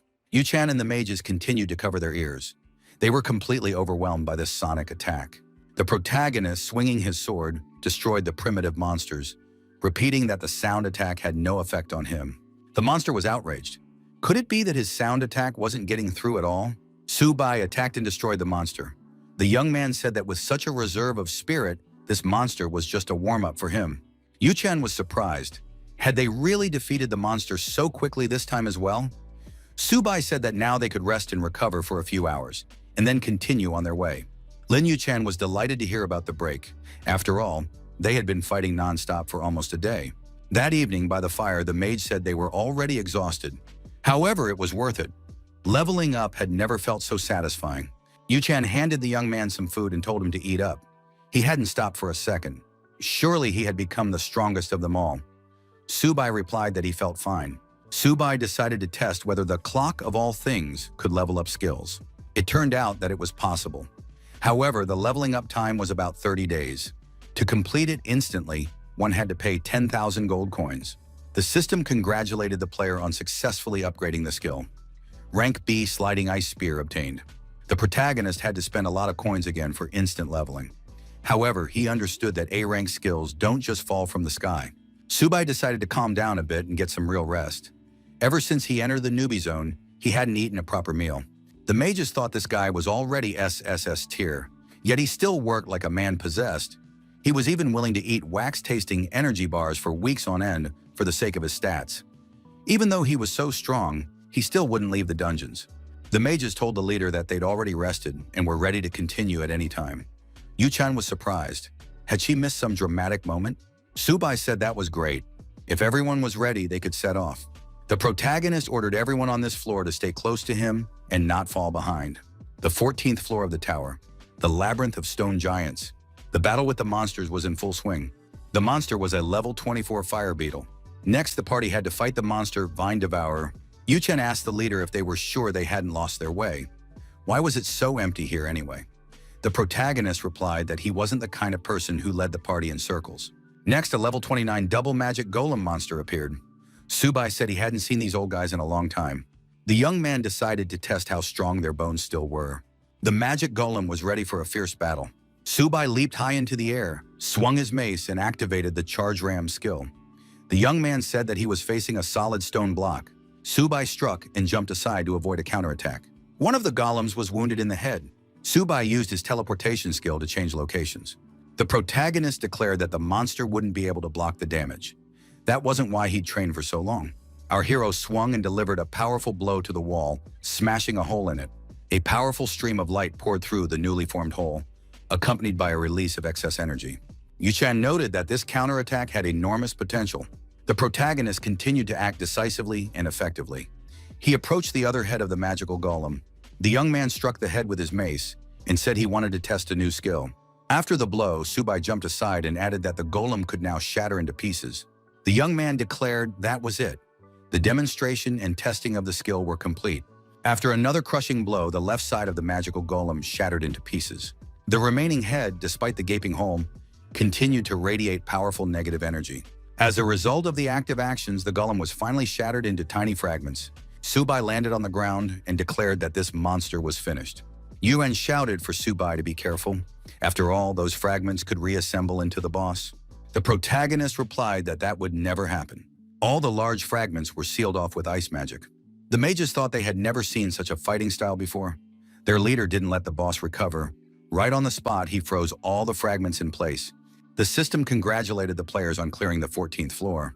Player Su Bai, leading the Ling Guild squad, set a nuclear record. Lin Yuchan thought it was simply magnificent. Su Bai told everyone not to fall behind. There was only one floor left. Central Avenue in the city of Rome.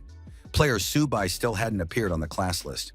The townspeople wondered, would this guy really keep setting records at this pace? Wang Zizi, accompanied by his men, appeared in Central Square. He wondered, is Su Bai even human? He had already cleared the 14th floor. The system reported that player Su Bai, leading the Ling Guild squad, had set a new record for clearing the 15th floor. Wang Zizi couldn't help but say that this was clearly over the top. Tower of the Gods, 15th floor. Su Bai said goodbye to the squad and told them they would see each other again. By this time, the monsters had been destroyed. Yu-chan asked Su Bai not to rush. This time the Ling clan had gained too much. She wanted to discuss compensation with her father. Su Bai was surprised. What kind of compensation was she talking about? The girl said she had a lot to offer. Among other things, gold. Su Bai agreed. The young man added if they needed more records, they could contact him. He was even willing to give a 20% discount to regular customers. Yu-chan was intrigued by the offer. 20% was very tempting. The girl added that in that case, she wanted to reserve the first 30 floors for her clan. Su Bai already regretted what he had just promised. However, promises must be kept. Yudin thought that even if she had to pawn her property to raise the gold, the 20 records would still be credited to the Ling Guild. The clan's rise was only a matter of time. Su Bai said he had one condition. He wanted only Yu-chan. The girl was taken aback. Wasn't Su Bai being a bit too blunt? The protagonist clarified that he meant the party should consist only of the two of them. He no longer needed any dead weight. Yu-chan said that was doable. As for storming the tower, she would rely entirely on the leader and try not to get in the way. The girl recalled that on the 14th and 15th floors, they had already slowed the leader down significantly. He had to wait for them constantly. Yu-chan confirmed that she agreed. Su Bai stated that in that case, they would meet in 3 days at the same time and place. Various quests were available to the young man within the city of Rome. He decided that he would be able to complete some of them over the next 3 days. Our hero approached the information board to select the quests he liked. Su Bai chose the most optimal quest. The protagonist believed it was necessary to take on everything that was still available. The guards asked the player where he was headed. Su Bai replied that he was interested in the Western Mine. He knew where it was, so there was no need to escort him. Su Bai arrived at the quest location. There was a teleportation point to the Western Mine. The young man thought he shouldn't forget to close his eyes so he wouldn't be blinded by the teleport's glow. The protagonist received a notification that the player Pei Ling Shui had sent him a friend request. The young man was surprised. Could it be her again? Su Bai rejected the request and headed to the West Mine. Pei Ling Shui, back at her residence, couldn't believe it. Su Bai had rejected her for the 27th time. No one had ever treated her this way before. Lin Shui received a notification that she had been blacklisted. The girl was furious. She refused to believe she wouldn't be able to catch this guy at least once in the city of Rome. Western Mine. Su Bai fought the Dark Flame Skeleton Swordsman, a level 38 opponent. The quests Hunt for Dark Swordsman, Hunt for the Leader of the Dark Swordsman, and Revenge of the Dark Flame were completed. Su Bai said he had dealt with it easily. It was time to summon a few skeletons to farm for him. The undead summoning spell was activated. Next, the protagonist said that the next location would be the snowy plains of Guaratin. Subi noted that this was unsurprising. Everyone was rushing to climb higher levels. The feeling of commanding one's own army was simply too pleasant.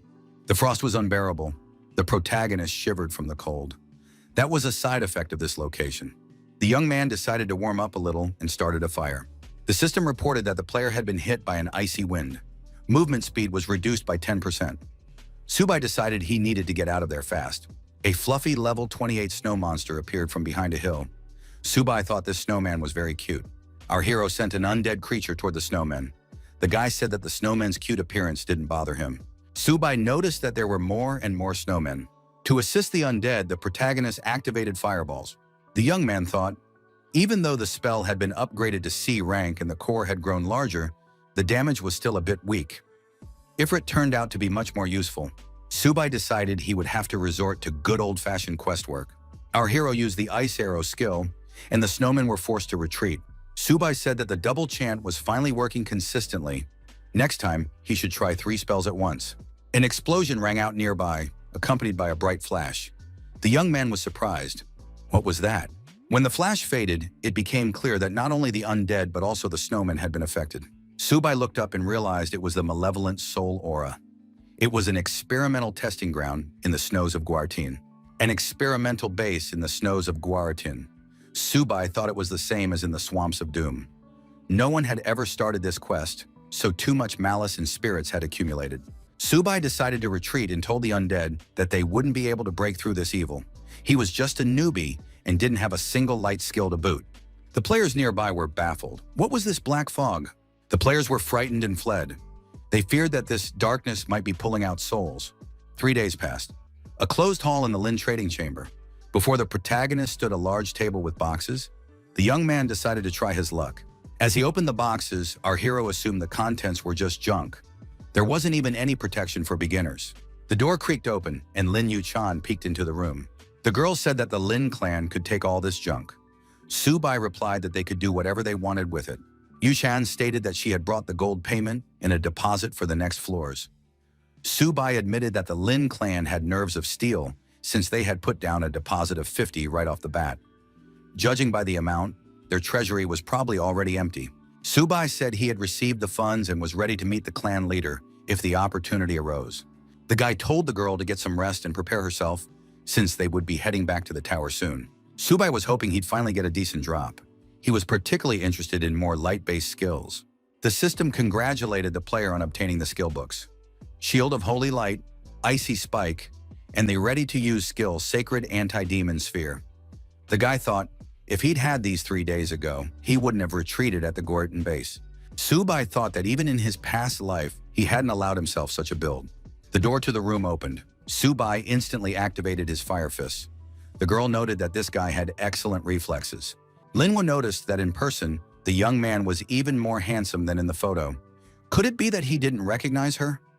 The young man noticed that this girl was wearing the complete Dragon Wave Sting assassin set. Our hero thought that this girl was a swordsman. Lin Shui assumed that this guy had recognized her after all. Yu-chan returned to the room. Yu-chan told the young man that this was Pei Lin Hui from the country's elite group. Last season, she was ranked among the top 100 players in the world. Lin Jie was surprised. Why was the guy so calm? Had he seen a beauty and lost his tongue? Subai asked the guest, why was she looking for him? The girl was surprised because she was beautiful, with a perfect figure, and this guy showed absolutely no reaction. Lin Yu decided to get down to business. The country's 11th elite team welcomes the young man. Yu-chan thought this team was made up of second-tier pros. After all, they're world-class. The 11th squad is an underdog among the elite, but to ordinary people, they're still out of reach. Subai noted that it was a great honor for him, but he politely declined. Lin Jie was surprised. Why such a response? A newcomer shouldn't get ahead of himself. After all, only by joining the elite group would he gain access to the best resources and the optimal path for development. Subai replied that he could handle the raid tower on his own. Why would he need someone else's guidance? Lin Shuo thought that it was indeed hard to argue with that. He had breezed through the first 15 floors as if he were strolling through a park, alone and without any backing. Subai apologized once more and added that he wasn't interested in this squad. Lin Shu stated that the upper levels of the tower were nothing like what the young man had seen before. You couldn't achieve anything there alone. The 11th team was indeed serious about. She hoped Subai would change his mind. The protagonist replied that it was a possibility. Our hero thought that in his past life, he had reached the 300th floor without any losses. In this world, so far only the 100th. He hadn't noticed anything difficult. Linja asked, "Does he mean the status of a guest assistant? Something like a freelance expert?" Subai replied, "They pay, he works, just like with the Lin clan." Lin Shu said she agreed. The guy would be listed as non-staff, but a contract was mandatory. People, equipment, resources, the elite would fully back him up. The girl thought the main thing was that no one took him away. First, she needed to tie him to her, and then she could figure things out. Subai was surprised. Could the contract really already be ready? The young man wondered. Were they really that afraid he might disappear? Lin Shui handed him the contract and told him to sign it if everything was to his liking. The protagonist stated that he had one condition. He needed a blacksmith to make the set and the squad's help in gathering materials. He would cover the costs himself. Linja replied that Subai shouldn't worry. He wouldn't have to pay for the blacksmith. The squad would cover all expenses. The girl was glad that this guy hadn't asked for several million in gold. Usually, such things are indeed covered by the team. Subai considered all matters settled and signed the contract. The protagonist said he would email a list of materials and equipment requirements later. Lin Shui thought her quest was finally complete. As Subai left the room, he said that he and Yu Chan would continue farming instances. Lin Shui asked, "Was the guy planning to set a record on the 16th floor?" "She'd just like to watch." Subai replied that he didn't mind. The more she saw now, the easier it would be for her to keep up with him later. Lin Zhou thought this guy had a pretty high opinion of himself, although it was well-deserved. Tower of the Gods, 16th floor, fiery rocky lands. Subai told everyone to stay close together. Lin Hui, watching this player's movements, decided to see what the newly crowned champion of the season was capable of. The monsters, noticing the movement of people in their area, decided to launch an attack. Thanks to the protagonist's decisive actions, the monsters were destroyed. The high-level arthropod monsters possessed unprecedented power. Lin Shu said the damage was simply off the charts. However, this guy was only level 20. What kind of class was he anyway? He activated Chaotic Firestorm. Subai looked at the monster's remains and said it smelled like success. Yu-chan agreed that the aroma was indeed pleasant. 2 hours later, the young people were eating the freshly cooked monster meat. Subai said that this thing turned out to be really delicious. The local boss was the Lord of the Narug Fire Crabs. The system announced that player Subai, leader of the Ling Guild, had set a new record for clearing the 16th floor. Linja contacted the leader and told him to take a look right away. They had truly hit the jackpot. Subai was gold, not just a player. While Subai and Yu-chan continued to advance through the tower, legends of their exploits were spreading outside. A week later, everyone was once again following Subai and his adventures. People said that these two were flooding every chat room with news about themselves every day. They were true monsters. The Lin Guild headquarters was overrun with new recruits. Everyone wanted to join their squads. The elder told the manager to do everything possible to accommodate these requests. They couldn't let such an opportunity slip away. Quest, the Mad Mage's Diary, Lord Rim's residence. Black Rian asked if the hero was sure. The Lord added that since he was the one who brought trouble upon himself, he would have to deal with the consequences. The protagonist replied that once the war began, it would cease to be a personal problem and would affect all the city's residents and players. Subai decided to finish the last quest within the city limits first. The Lord said that if the hero wished to participate in the battle, he would need to defeat Thomas Pete, the vice captain of the guard. He is an 80-level summoner. Subai replied that he agreed and could start at any moment. The protagonist thought that the difficulty was now twice as high as in his previous life, but it was still better than facing the Lord himself. Yu-chan thought that Subai had accepted the challenge from the 80-level summoner. The girl decided that such a duel was not to be missed. The training ground of Lord Rome's residence. Subai said he was ready to begin. Thomas Pitt asked, "Does the hero really intend to issue a challenge at his level?" The vice captain said that the young man certainly had no shortage of courage. In that case, he wanted to see what the hero was capable of. Thomas Pete put on his amulet and summoned his pets: Ice Dragon, Undead Chatterbox, and Shadow Bear Spirit. Lin Yu-chan thought the summoning speed was lightning fast. Moreover, all the summoned creatures were level 80. Subai decided to test Firestorm first and activated the corresponding skill. The vice captain was surprised. This skill had many drawbacks. The cast time was long and the area of effect was limited. Could it be that the hero had made the wrong choice? Subai noticed that the most interesting part was yet to come. At one point, Thomas Pete found himself bound by thorny vines. The vice captain shouted that this couldn't be happening. Lord Rima thought it was a double elemental reading. The vice captain summoned an ice dragon and activated Frozen Lake. The protagonist dodged his opponent's attack and said it was useless anyway. Thomas Pitt summoned a skeleton to attack his opponent. However, the protagonist jumped high and effectively dodged the attack. Subai used the skill Piercing Strike. The vice captain's skeleton pet was sent flying to the side. The vice captain was unable to free himself from the barbed tentacles. He said he was ready to admit defeat. Subai thanked his opponent for the fight. Thomas Pitt bowed and thanked the hero for sparing him. Subai said it wasn't difficult. Yu-chan admitted that the fight had been spectacular. Vlekarien told the vice captain not to be discouraged. Losing to a hero is nothing to be ashamed of. Orlando Mullen noted that the hero had just used a spell without an incantation. The captain of the guards asked if the hero could teach him dual elemental reading. A special quest was activated, Orlando's Request. The reward offered was the title Orlando's Teacher. Subai told the captain of the guards that he agreed. The protagonist asked Yu-chan, "Is she coming too?" The girl gave an affirmative answer. The city lord said that since the hero had passed the test, he was ready to assign the final stage of the quest. This quest concerns all the city's residents. It must be taken as seriously as possible. Black Rian noted that the event would begin in 24 hours. The hero could unite all the players and organize a joint defense. Subai said he didn't need that. The lord was surprised. Was the hero really going to hold the South Gate alone? Subai replied that he had a plan. The lord said that in that case, he would try to hold off the monsters until the army arrived. But with the beasts invading, it would still become a public event. There was no way to avoid it. Side quest, Rome's Last Revolt. Reward, 100 skill points. Subai thought that the reward this time was twice as good as in his previous life. Rome's main square.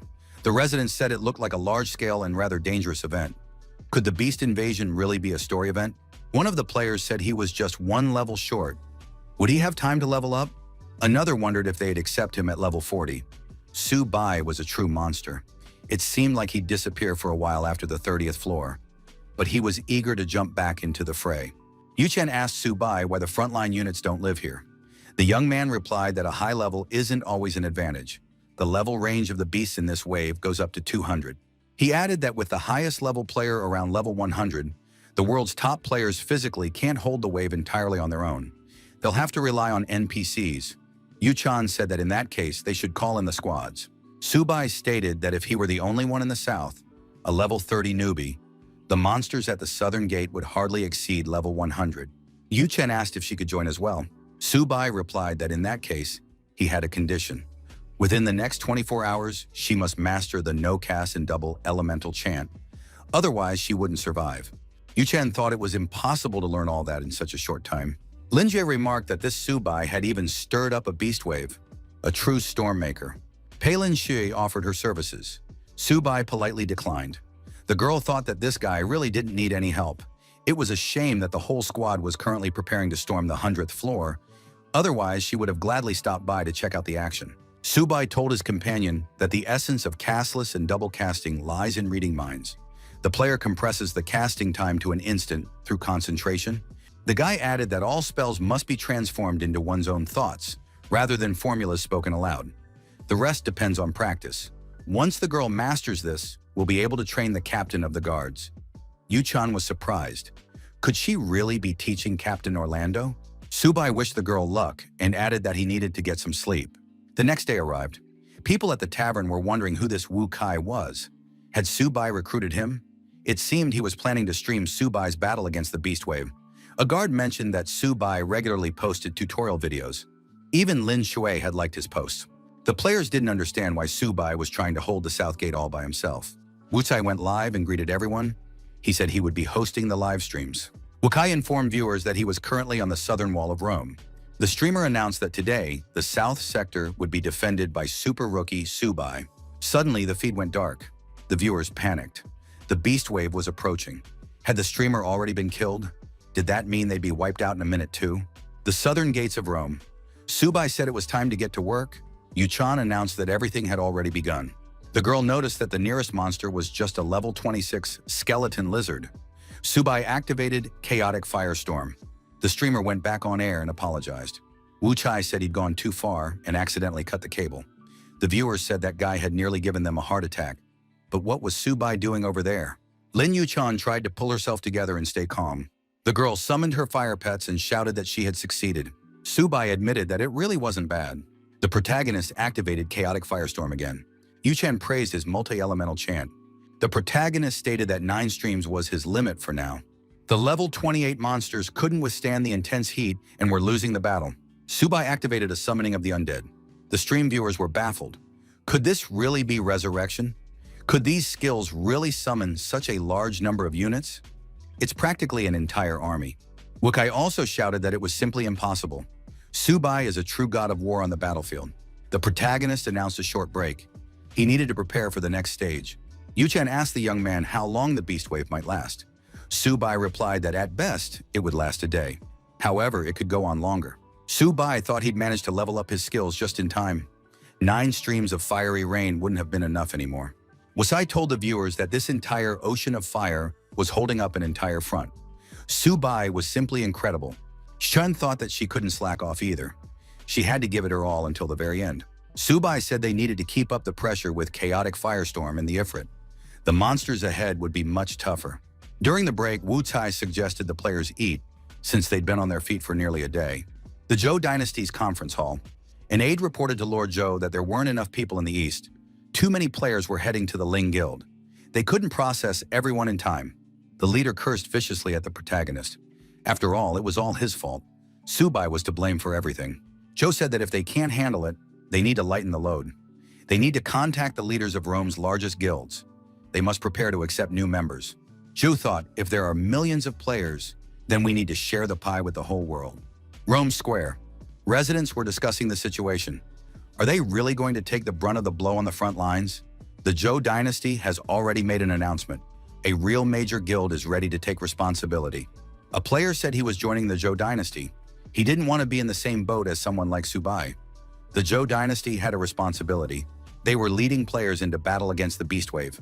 The other players agreed. They said they had no business dealing with a self-assured psychopath like Subai. Many began leaving the Ling Guild. In the conference room, the assistants asked Mr. Zhou what would happen if the beast wave didn't break through the walls after all. The leader replied that a breakthrough was inevitable. Subai alone would not be able to hold back such a beast wave. After all, he wasn't an SSS ranked player. Subai, positioned on the southern section of the fortress wall, closely monitored the unfolding events. Everything was proceeding according to plan. The undead summoning had been activated. Skeletons descended to the foot of the wall. Yuchan asked what stage the beast wave was currently at. Subai replied that it was taking longer than expected. Yuchan thought, could it really be 5 whole days? Wustai cried out in surprise. Could the wave really last another 5 days? Yuchan said that even if the difficulty increased tenfold, she still wasn't afraid. The protagonist suddenly jumped up and told the girl to stay there. He'd be back soon. Yuchan thought that jumping off the wall like that was very dangerous, since the guy was only at level 40. Wu Tai was also surprised. Subai landed at the foot of the wall on the outside. Wu Tai thought this guy had an amazing physique. Yuchan noticed that he hadn't even been hurt when he landed. Subai drew his sword and immediately engaged the monster wolves in battle. Yuchan was surprised. Could Subai really be planning to set up combat circles? The girl didn't even notice how she had clung to the streamer's back to get a better view. The viewers agreed that Subai was unrealistically strong. Could he actually set traps too? It wasn't clear what he was drawing, but it had to be interesting. One of the players was surprised. Wasn't Subai a mage? Why did he have the physical conditioning of a combat cultivator? Even Li Junxie wasn't that strong at this level. After setting the traps and making all the necessary preparations, Subai returned to the fortress wall. Wukai even flinched in fear when he saw him. How could he move back and forth along the wall so calmly? Subai announced that all preparations were complete.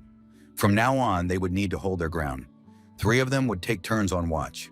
Yuchan said the commander could rest. She would be the first to stand guard. Subai agreed, but warned that if any danger arose, she must inform him immediately. Lin Yuchan remarked that the commander's traps were incredibly effective. Wu Chai added that even he was getting scared. The streamer admitted that he was very tired and wanted to sleep. When she got tired, she could wake him up. Yuchan thought the more she got to know Subai, the clearer it became to her that there was no limit to his strength. 3 days had passed. Lin Yuchan said they could barely hold back the wave.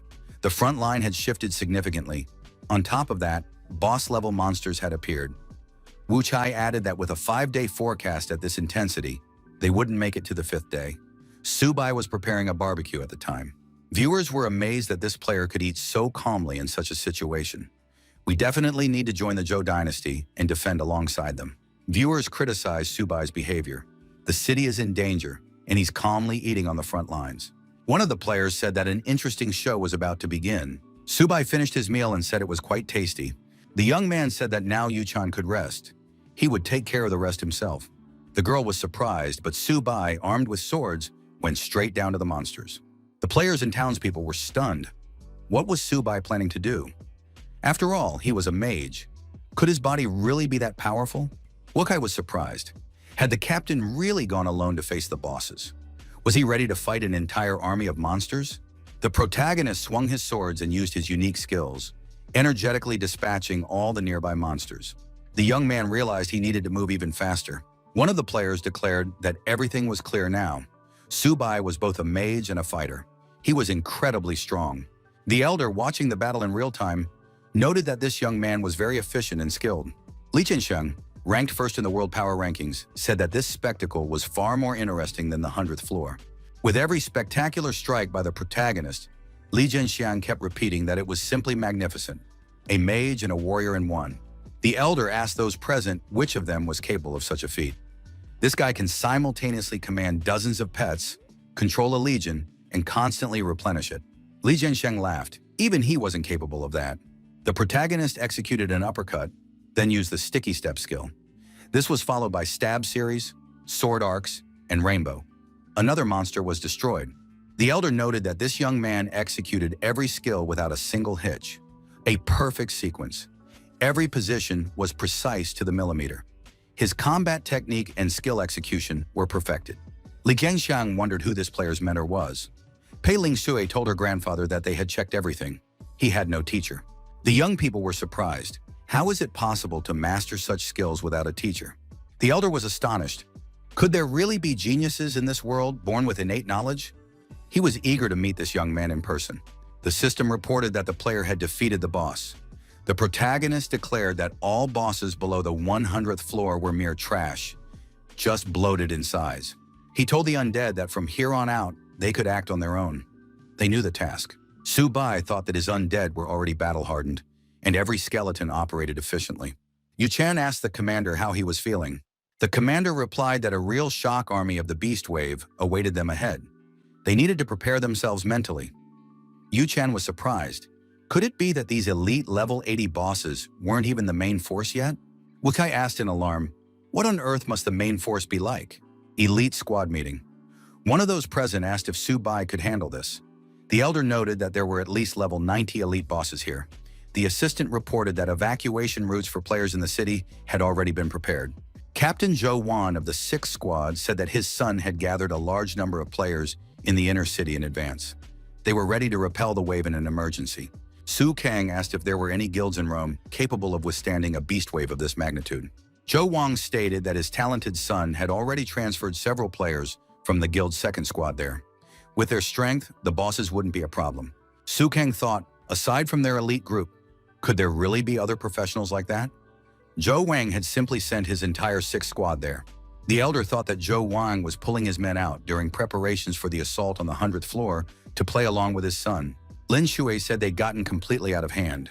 They'd decided to mess with the people from the 11th squad. As soon as Subai held off the wave, she'd report everything as needed. On the 4th day, Subai and his 10 golden skeletons took to the field and took down 10 elite level 83 bosses. Yu Chan stopped casting spells herself and merely directed the Ifrit's attacks. Even after that, the wave of beasts did not end. By the 5th day, Subai had defeated more than 20 elite bosses. The front lines of the beast wave were gradually creeping toward the walls. The 7th day arrived. Subai had cleared the area around him. The young man returned to the fortress wall. Yu Chan asked, "Is the beast wave over yet?" Wu Chai cheered. Subai managed to hold back the wave. The protagonist looked into the distance and said that the boss was just about to emerge. Yu Chan and Wu Chai saw the elite boss, the Mad Weaver, a level 99 monster. The girl declared that this was the strongest Lord boss in all of Rome's surroundings. Tension filled the elite squad's conference room. Everyone believed that Subai would definitely not be able to hold out now. Zhou Wan thought even if Subai single-handedly held back the entire wave, as soon as the final boss breached the walls, all the glory of victory would go to his son. Wutai said that everyone was being persuaded to retreat. They said that the Zhou dynasty had already fielded several second-tier players, and they should be able to handle this boss. Subai admitted that in a direct fight, he was no match for this boss. The young man added that this didn't mean he couldn't defeat the boss. It just meant someone else would fight him. A shout rang out from the tower. They announced that the monster was approaching. A powerful explosion rang out. The shockwave spread in all directions. Subai stated that a single kamikaze silver cannon was capable of destroying an elite boss at the peak of the first profession. If several dozen such cannons were used, even a lord boss wouldn't stand a chance. Spectators said that the beast wave was finally nearing its end. As a result, the NPCs joined in as well. Subai had calculated everything in advance. The leader of the resistance squad watched the process of destroying the monsters closely. Yuchen couldn't believe her eyes. Was it really over? After all, it had been so dangerous. The protagonist told everyone to get ready because a decisive battle lay ahead. Yushan and Wutai were surprised. Could there really be a fight with someone stronger than the level 99 boss? Lord Rima and the captain of the guards arrived at the southern side to fight the monsters as well. The streamer captured the arrival of such high-ranking figures. Lin Yuchan looked into the distance and asked the commander who they were. It was Carmen of the Year, the supreme sorcerer at the peak of the second profession. The protagonist said that this was the puppeteer of the beast wave. Carmen of the Year. Orlando Mullen told the hero to leave immediately. He must not be allowed to come under attack. Our hero declared that the performance had already reached its finale. He had no intention of leaving the theater. Orlando Mullen explained that the Black Mage is Carmen of the Year, a loyal follower of the Legion of Calamity, one of the forces of chaos, already at the peak of his second profession. The captain of the guards added that right now in Rome, only he and the city lord are capable of fighting this monster. The protagonist asked if these two could really stop the monster. Orlando Mullen said there was no need to hide anything from the hero. The monster declared that Lord Rim simply did not know his limits. The Black Mage added that once he devoured the souls on this battlefield, he would reach the third level. Then the entire city of Rome would fall victim to the Great Lord of Calamity. Blackgreen said he wouldn't let that happen. In Rome Square, the townspeople watching the stream were terrified. Had Subai really destroyed everyone? Why had he created such a situation? They needed to escape immediately. Orlando Mullen reminded everyone that an evacuation had already been organized for the players in the city. All city portals were activated. The hero must evacuate as well. At that moment, Black Ryan engaged the boss in battle. Orlando Mullen said that the beast wave wasn't meant to storm the city at all. The boss wants to kill the monsters with his own hands and then use their souls to level up. Wudai asked, "Maybe we should just leave after all. The top players of the Second Awakening are fighting here." Yu-chan added that with the power of the Second Awakening, they really had no business being here. Subai said that anyone who wanted to could leave. No one dared to abandon their commander. The squad remained in formation. Subai told the mage to help the Lord. He was shrouded in a black haze and was already at his limit. Orlando Mullen ordered the heroes to act accordingly. In the elite squad's conference room, they continued to watch the stream with interest. Li Zhenxiang said that Carmen of the Year was certainly strong, but Black and Orlando's techniques were much more classic and refined. Lin Jue said she'd level up another 30 times and wipe all three of them out at once. The elder remarked that if she was that good, she could go fight them right now. Carmen of the Year didn't understand why this was happening. Why were there no souls? Where had they gone? Orlando told Black that in that case, they could join forces and take down this boss. Another person stepped onto the battlefield and said he could answer the monster's question. Subai noted that this boss's signature move was the sacrificial circle. Carmen of the Year was surprised. How did this happen? Why hadn't he noticed it before? The monster was surprised. Did they really dare to set a trap for him? After all, it was a multitude of small sacrificial circles gathered together. The monster regretted that his magical power was barely buffed. Subai said that now he would show everyone how this youngster turns into a father. Our hero shouted that it was time to show what Aimshet was truly capable of. Subai ordered the level 10 monster to prepare for battle. Carmen of the Year screamed that this was impossible. He really hadn't expected this. The boss got scared and ran away. As he ran, he shouted that this wasn't right. Carmen of the Year declared that he had been deceived. These people, Orlando and Black, continued to pursue the fugitive. Subai repeated that if he couldn't intervene personally, he had created a monster that could do so. Let it deal with the boss. Aimset had already reached level 130. The protagonist noted that this specimen had reached the second profession. However, the level was a bit low. The protagonist sent the monster into battle and told it not to let him down. Carmen was attacked. He had to face the fist of a huge monster. Orlando and Black were thrilled by the events that unfolded. Carmen of the Year lost a significant portion of his health. The monster prepared for another crushing punch. Carmen of the Year activated a shadow technique to defend himself. The boss didn't understand why he couldn't move. After all, even a Lord boss needs time to adjust after the second phase, yet he was moving as if nothing had happened. The protagonist said he hadn't warmed up his fists in a long time. This opponent was the perfect one to practice on. The fire fists were activated. Subai leaped high into the air and prepared to attack the opponent alongside Aimshet. Our hero activated the step fist skill and struck. The elder said that if this mage had no other tricks up his sleeve, the creatures summoned by this young man would reduce him to dust in half an hour. Lin Shui asked the elder how many of them he could defeat. Li Chensheng replied that 1 against 3 would be tough, but he wasn't afraid in a one-on-one fight.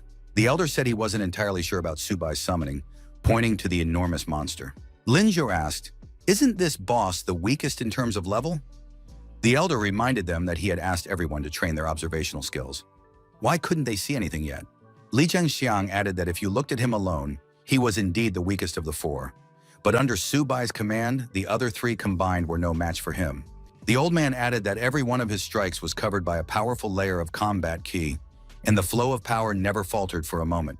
This ki engulfed the black mage, making it impossible for him to dodge. Lin Ye realized what the secret of Aimshet's power was. The girl told the captain that they had truly stumbled upon a treasure. On the southern outskirts of the city, the battle raged on. Aimshet landed blow after blow. Aimset shouted that he was activating the undead explosion. Orlando and Black were terrified upon hearing those words. Carmen said that this monster soul was powerful enough to drag half the city down with it. However, the boss still didn't understand why his plan wasn't working. Yuchan asked Subai what undead explosion meant. The young man replied that to achieve this effect, one must detonate the remains themselves. With so many bodies on the battlefield, if the souls were still present, this single explosion would have wiped out half the city. Subai said that this boss didn't even know that souls also had to be detonated for the explosion. Wu Tai asked if Aimset hadn't absorbed all the souls into himself. Carmen still didn't understand why nothing was working out for him. The boss said he had planned everything perfectly and well. The system reported that the group had successfully completed the defense of Rome. Wu Tai said they had really pulled it off. Subai had endured it all. Yuchan thought that Subai's authority was now simply unshakable. The system reported that all participants in the defense would receive 2 levels and 20 skill points. The streets of Rome were filled with jubilation, for they had survived. Subai had truly protected everyone. The city lord said that the hero was simply incredible. Subai heard that same voice again.